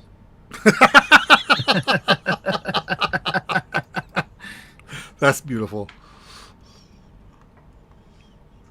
All right, Those so are my does that wild mean- card predictions. Does that mean I got my wild cards up next? All Go right. for it. We'll let Masson go last since he's the current title holder. All right. I hope you guys like this one. This first one. Labo 2.0. Oh my God. Labo 2.0. It's coming It's this year. plastic this time. Yeah, I was going to say the same thing. It's made with Lego like pieces, like they're old R&B blocks. They do have a partnership with Lego now. instead of cardboard. Labo 2.0. Come on now. All right, here's my second one. Going along with streaming. NVIDIA Cloud Gaming Service will come to the Switch. The GeForce Now NVIDIA Cloud Gaming Service. And that's how you'll get your Switch. Star Wars. 2 birds, 1 stone. Okay. That's my wild card. Man, you had one really crappy wild card prediction and one really good one. I'm What's wrong with- sorry. What's wrong I'm with sorry. the NVIDIA one? That's not crappy. What are you talking No, about? that was No, that's the good Oh, one. I know. That's the good I knew that's what the good one was. I'm messing with I'm him. just kidding. I'm sorry. It's getting late. I'm getting cranky. Justin, your 2 wild card predictions here. I've got 3 actually, because you'll see why in a second. Assassin's Creed Valhalla will find its way to the Nintendo Switch. Most likely is a cloud version. Most likely. Oh, have to be a cloud version. Yeah, it won't be native. Number 2, Donkey Kong Country comes back. Okay. This is what Retro's been working on for the past 7 years. Yes. Well, not necessarily retro, but it's coming back, baby. Donkey Kong Country. You know, Justin, that when they picked up Metroid Prime 4, Reggie walked in and threw that Donkey Kong game they've been working on in the trash. Probably. Like, you work on Metroid now. Yep, and you see how that's working out for them. And number 3, because I asked for it last year, I never got it. Fortnite Save the World comes to Nintendo Switch. You know, I like that prediction, but you know why I think it'll never happen? Because Save the World doesn't make them any money. Correct. I really don't believe it probably will happen, but that's I'd why like it's to called, see this it. is I'd like that's why to it's play called. That's why it's called a wild card. Yep. Okay. What was that middle one again? Cool. Donkey Hey, Kong I've got Country? one more. Oh yeah. I've got one more wild card prediction. NHL 94 remastered comes to the Nintendo Switch. Oh yeah. Yep. Like Donkey With Kong online one, play. is it a sequel? Is that what you're saying? A sequel? Yeah, it's a new Donkey Kong Country sequel? Yeah, like instead of Tropical Freeze, a 3rd game in that franchise. Okay. Yeah, I like it. Well, guys, those are our predictions. We would love to hear your predictions, and you can drop those to us over at patreon.com/NintendoDads, or just drop them in our email at nintendodads@gmail.com, or hit us up on Twitter or Facebook. We'll read some of those on next week's show. But right now, let's talk very quickly about a few events coming up.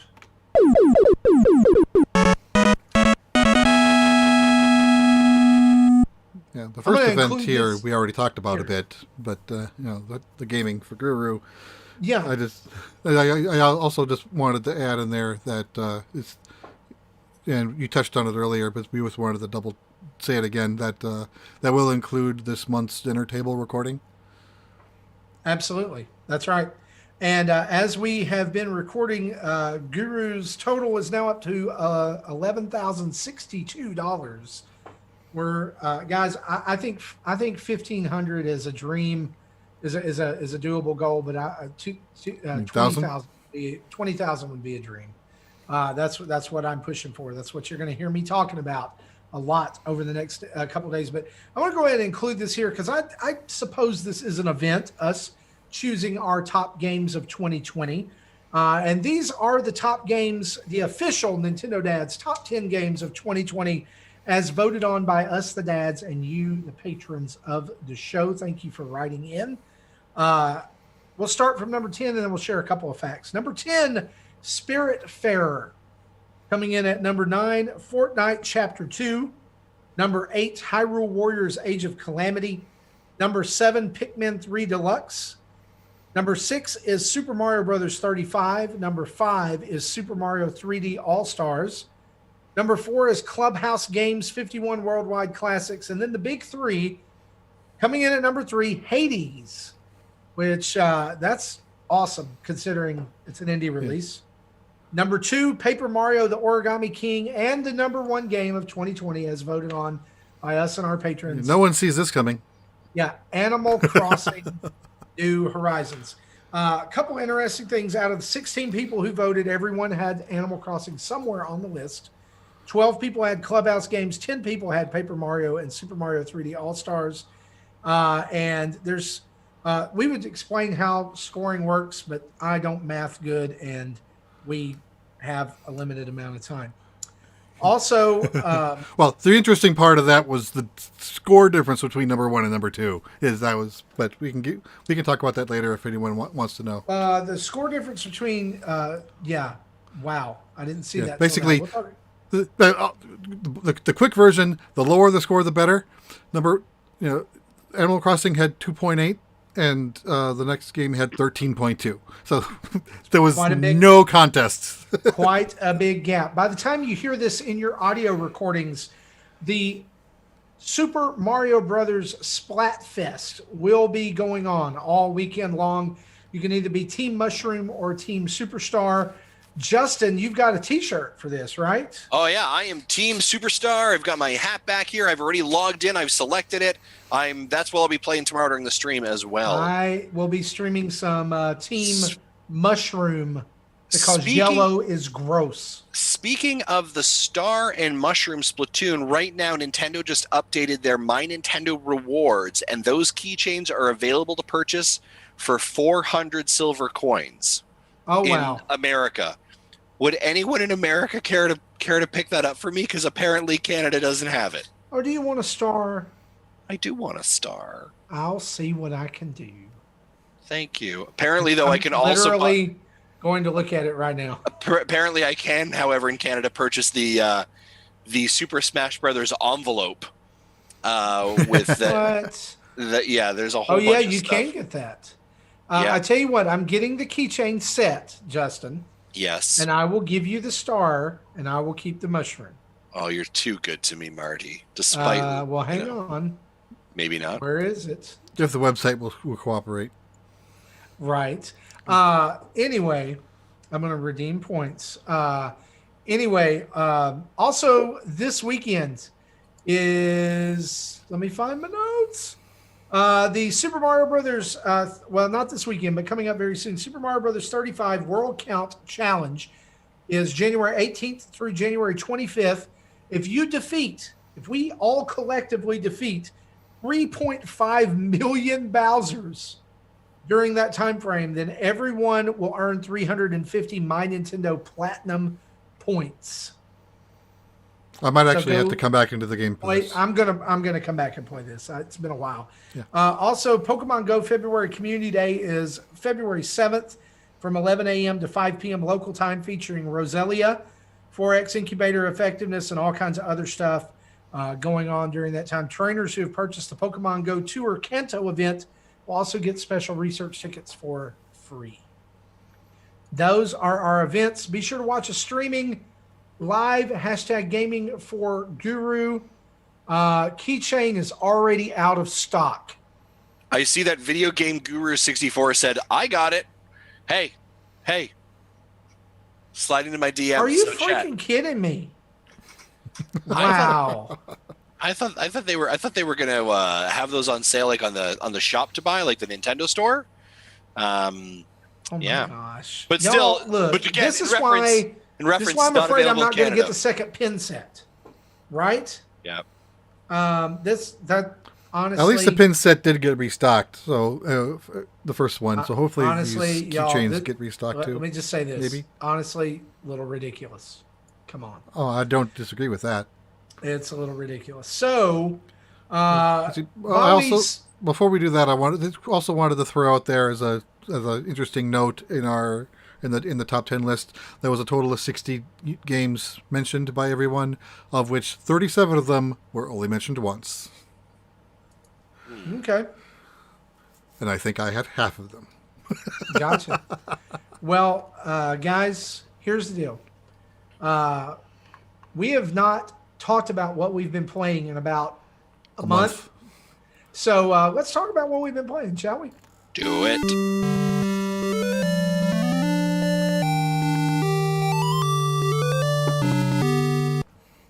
Justin, I will give you a little hope here that it says this reward is available until the 16th of February, and then it's temporarily out of stock.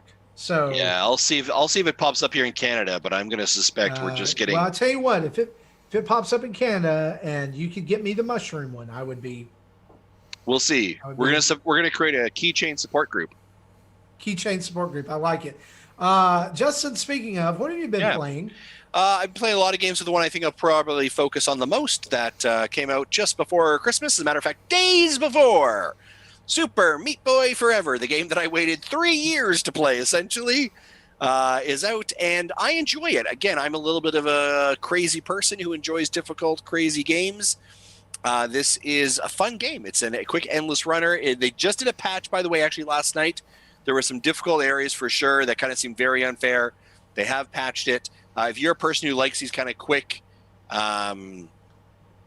run games and kind of solving the right path, it's Super Meat Boy. It's what you know before. The bosses are hard. Like by the end of it, my hands hurt playing. But it's fun. I enjoy playing it. I would recommend Super Meat Boy Forever. If you've played Super Meat Boy, it's kind of a lot of the same. I think the original is probably the two feels the better of the two, because you have a little bit more control, especially as in relation to being the endless runner component of it. Because once you run and you bounce another way, you basically go that direction until you bounce again. So your timing can be a little bit more difficult to manage. But I'm thoroughly enjoying it. Awesome. Can I just throw one other quick thing in here? I know we're only doing one, but I'm going to do a quick hot take. I played the Monster Hunter demo. I did not like it. I'm going to go back to Dauntless. Moving on. Okay. Canceled my Fair pre-order. enough. Tim, what have you been playing? A lot of games during the break, and then after the break, life hit hard, and I haven't been able to play much. But what I had been able to play that I'm going to focus on is the Immortals Fenyx Rising game. I got to play a lot of that, and I've been enjoying every minute of it. It's everything I thought I hoped for in that game. The hack and slash type style game crossed with a Breath of the Wild type aspects. So it is a large game. It is a game that I'm going to probably be pecking at. Hopefully, I'll get to complete it. My goal for 2021 is to be able to focus on games and be able to beat them rather than jumping from one game to another. But we'll see how that goes. Is because, like I said, this adulting stuff is starting to take away my time to do a lot of that. But again, Immortals Fenyx Rising, I'm enjoying the game. I'm enjoying the commentary between the gods and the narration in the background. The game looks great on the Switch.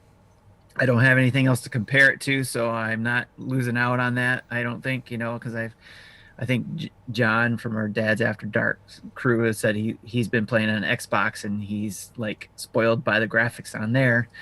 And I don't doubt it. And that's why I've been just trying to look at it from the Switch's perspective, and I enjoy it in handheld. I enjoy being able to play it in handheld. So, and as Justin did, one quick one I want to throw out is I have been playing Minecraft again with my son, and it's been a lot of fun. So Sammy and I have been just having a blast with Minecraft again, especially with the new community stuff they've been giving out. So Nice. It's check that out with your kids if you haven't in a while. It's Hey, a lot Tim, of stuff to download. just as a FYI, there was an update to Phoenix today, by the way. Okay, cool. Yeah, it's a 1.1.0 patch. So just Nice. FYI. Thanks. probably Jesse, confirm. what about you? What you been playing? So this week I've been playing Zelda 2: The Adventure of Link. For the reason being, I don't if you've heard of the Nostalgia podcast. They every episode play an NES game, in chronological order. They started at the beginning, and they are now up to the last game released in 1988, Zelda 2. That episode drops tomorrow, so I wanted to play at least most of the game, if not all of it, before listen to their take on the show. And there's been a little bit of a Twitter conversation back and forth between myself, the Nostalgic Cast people, and then a few other listeners of both of our shows. So that's been kind of fun. So I am 5 dungeons in out of the 7. And when we played this for Retro Rewind, I did get through the 6th dungeon, and that last stretch going into the 7th dungeon, I couldn't get past it because things like really ramp up. And actually, when I booted up my Wii U to test the game that I'll be streaming tomorrow night, I found that I had in its Wii mode, Virtual Console, I had Zelda 2 there too, as well. And I loaded it up. It had 2 save states, none of which have been completed, but all of which are far in the game. So this is consistent for me, where I can get deep into the game, but I can't ever finish it anymore. And I also tried Monster Hunter demo, and I not me. Nope, pass, done. Fair enough. I'll just go ahead and throw on here that I also tried the Monster Hunter demo and got 10 minutes into it and went, delete! And that's what happens. I'm not a fan of I push the button and 30 seconds later something's happening.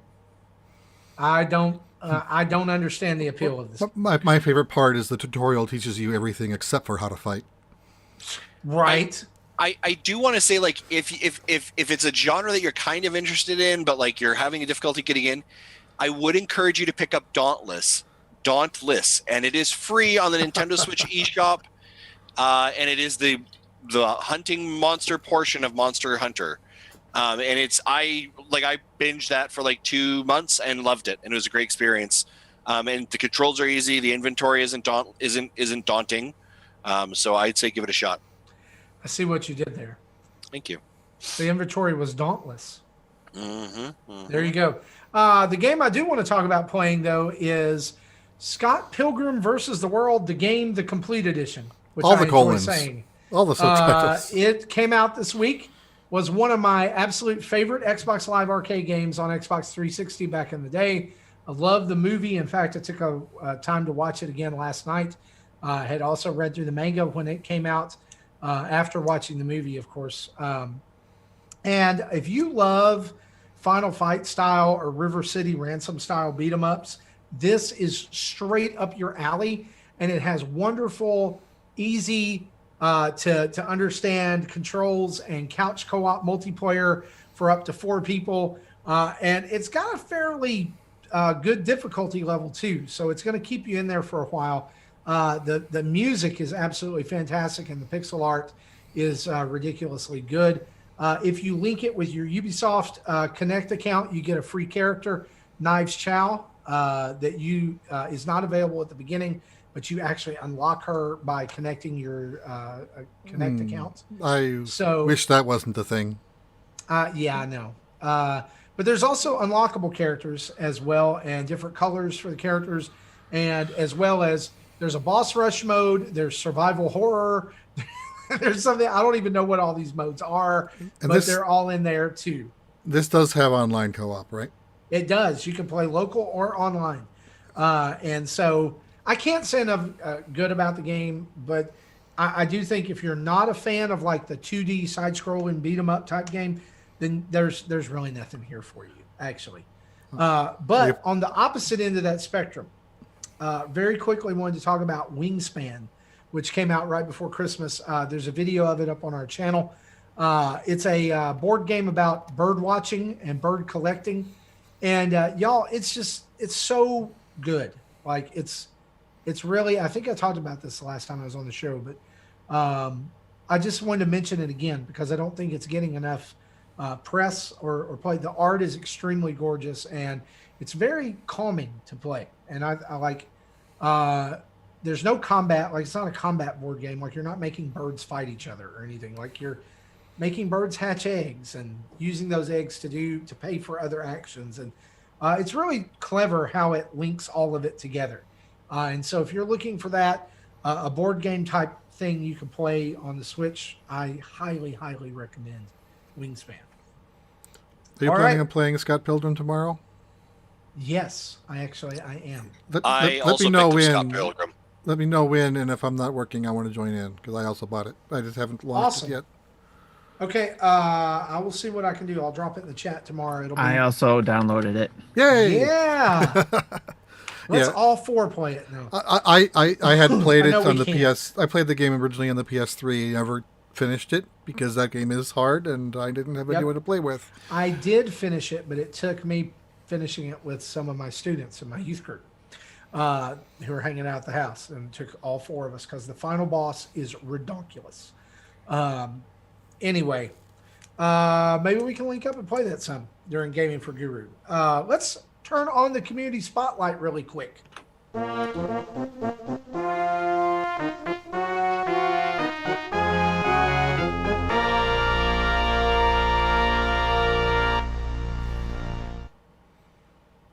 The floor is I Justin's.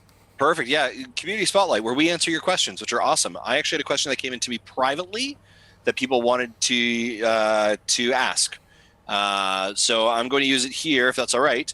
This comes from Tugopa, who is a fellow Canadian, who sent me a DM and said, I'd like to hear Business Justin's response on the following.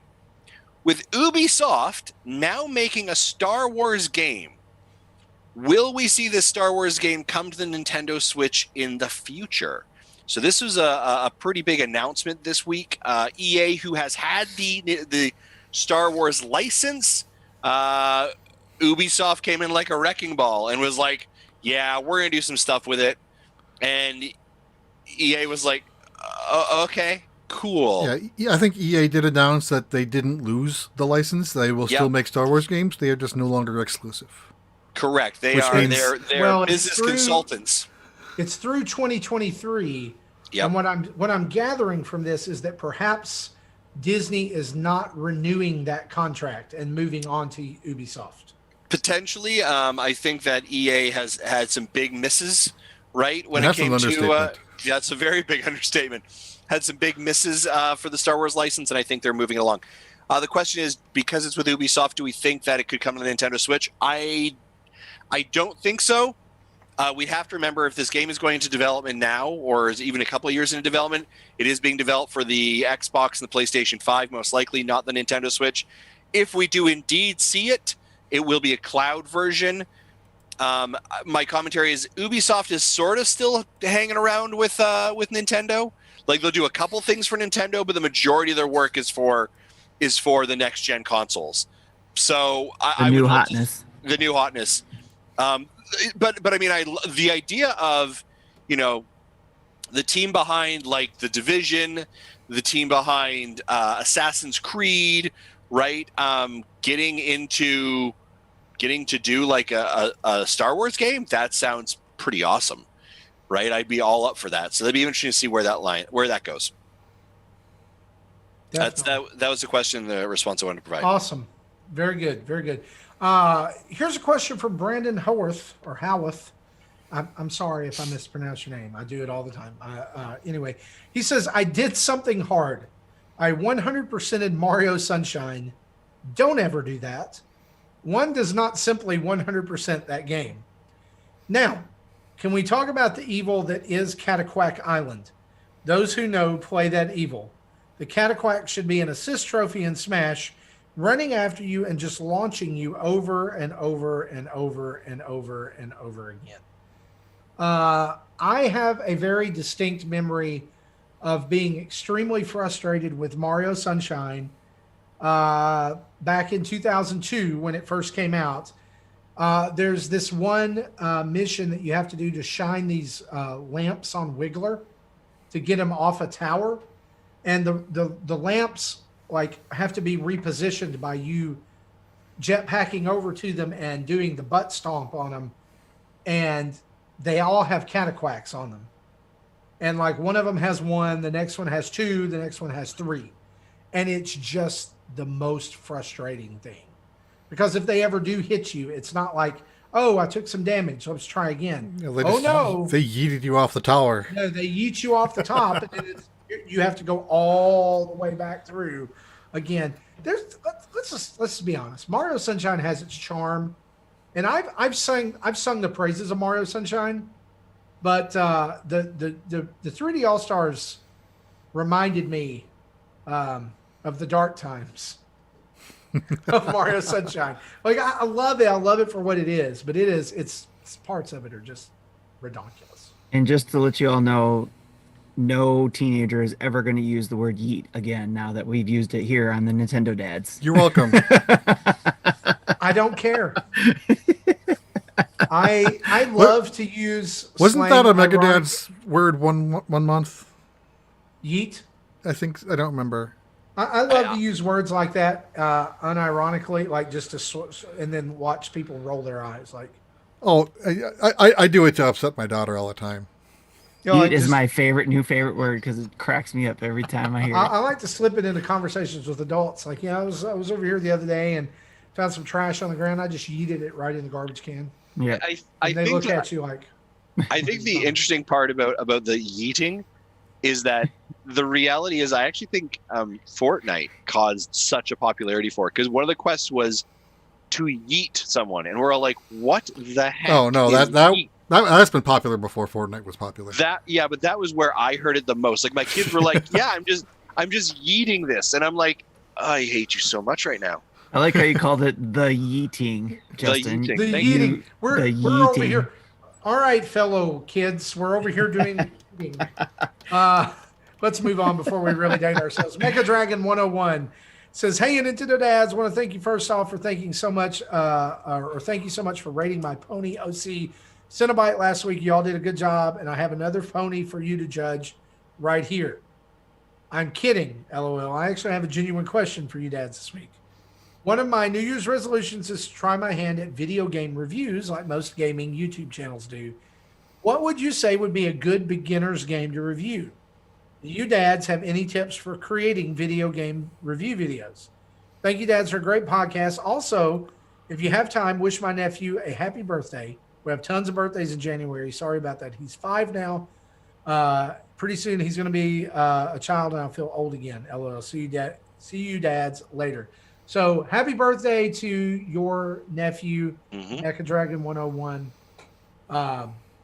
Awesome that you shouted that out there. So I think this is a great question. What game does he start with here? So my answer is actually this.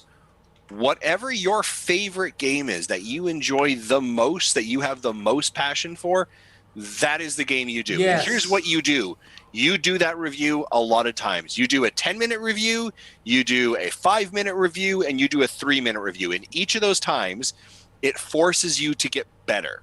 It forces you to learn how to edit tighter. It forces you to have more of a condensed method in how you create content. It streamlines your thoughts, because if you have that level of passion, it will come out in what you do. And it's something that you're going to want to continue to cut and do and redo over again and all of that. So I would say find the game that you love the most. The franchise, the game, do a series. Like if it's Pokemon, like I'm going to tell you why I love Pokemon Red. I'm going to tell you why I like Pokemon Sapphire. Like whatever that is, do that. Because this sounds really bad. If you get into the video game reviewing space, you're going to have to review games you don't like. So that energy and that enthusiasm is hard to fake, but the tools and crafts on how to be a good, like get to the point, tell the story, get the information out. Those are things that if you're going to spend that much time developing that skill, develop it with something you really, really enjoy, and then apply it to other things. And I will also say this, Mecha Dragon, if you're looking for an opportunity, we have content that comes up here at Nintendo Dads that we've got our content creators club. And you know, if you're looking to try your hand at a game, when you're ready, let us know. But I would say do try that. And the other part of it, feel free to send that to people that you know and trust and say, can you listen to this and give me honest feedback? Right? I remember we've been a part of that, Marty. We were part of a podcast that started several years ago. They sent us like their betas and said, listen, we really appreciate you guys. Can you listen? Give us honest feedback. What do you think? Do that as well. But like, it's really about building your skill and building your portfolio. That's my suggestion. And I think too that one of the skills that anybody needs to review a game is the ability to be objective about it. And so when you start with your favorite game and you're able to talk about some things that you don't like about that favorite game, when you can write those down and point those out, that's always a boon for you. Because what you don't want to do as someone who is creating content is really try to allow a bias to creep in. Because as Justin says, there are going to be games that you don't like. Yeah, you don't want to sound like someone from their marketing department. Right.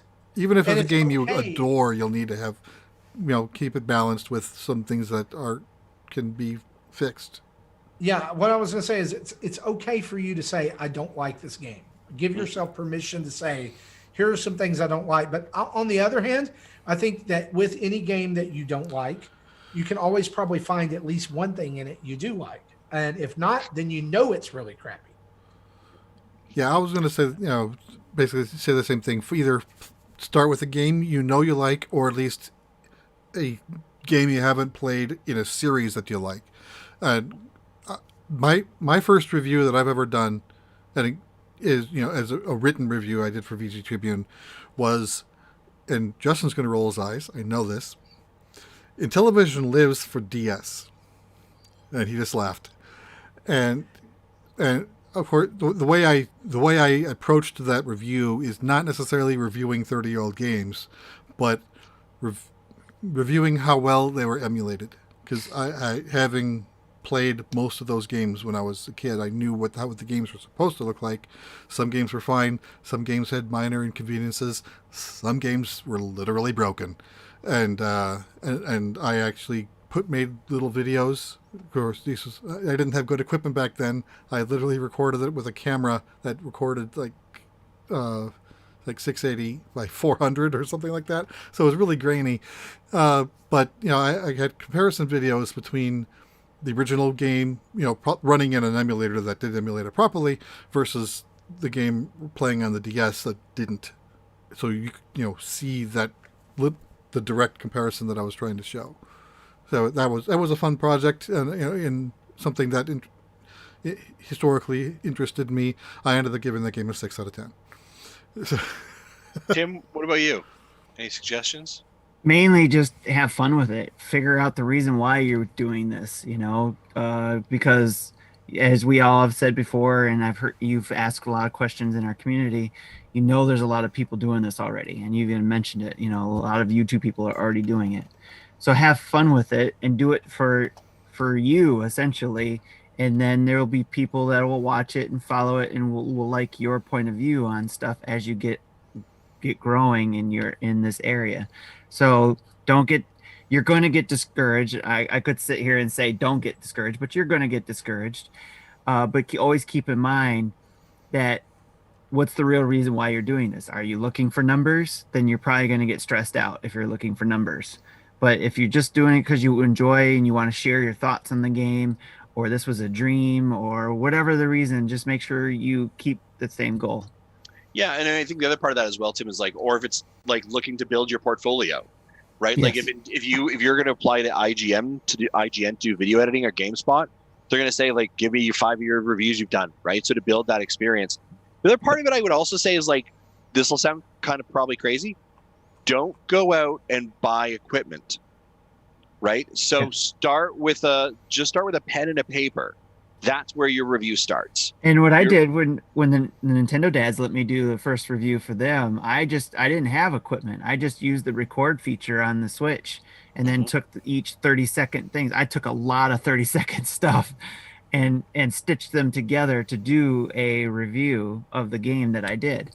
Mm-hmm. And I didn't, like I said, I didn't have equipment. It was just mainly just taking those together and then doing a voiceover essentially. Yep. And that's it, right? Write your script, write your script, record your script, hear your voice, make sure the cadence sounds right, feel good about that, and then you go back to like find capture content if you need to. So hopefully that helps Mecha Dragon.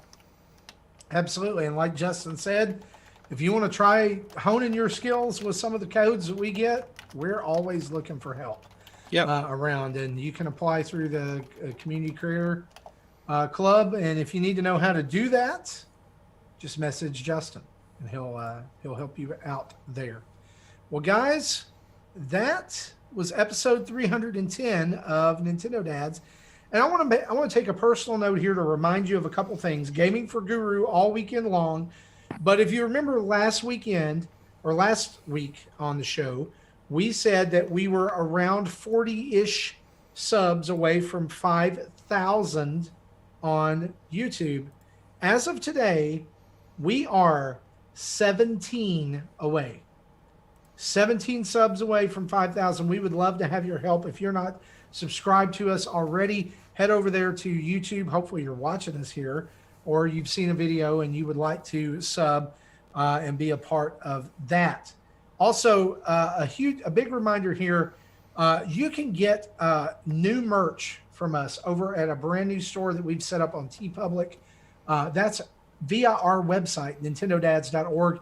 And right now, if you want to help participate in Gaming for Guru, there are Gaming for Guru t-shirts, mugs, posters, all kinds of stuff available over there, and all of the proceeds for those go directly to Bobby Paul's.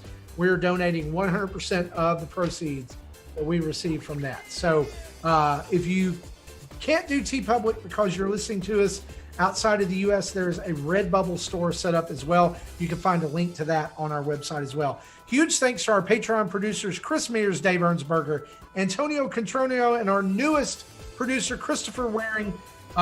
You can find us in most places like YouTube, Facebook, Twitter, Patreon, all that. Just type in Nintendo Dads. Boom, we're right there. We'd love to hear from you via email or voicemail, nintendodads@gmail.com or 92925-NDADS. That's 929-256-3237. Big thanks to OC Remix for the music used throughout the show. And remember, sharing is caring. Spread the Nintendo Dads love with everybody that you know. And leave us a 5-star review and a written, typed out review on your podcast service of choice. It helps people find us. For me, for Justin, for Jesse, and Tim, it's been episode 310. We'll see you next week. Bye-bye.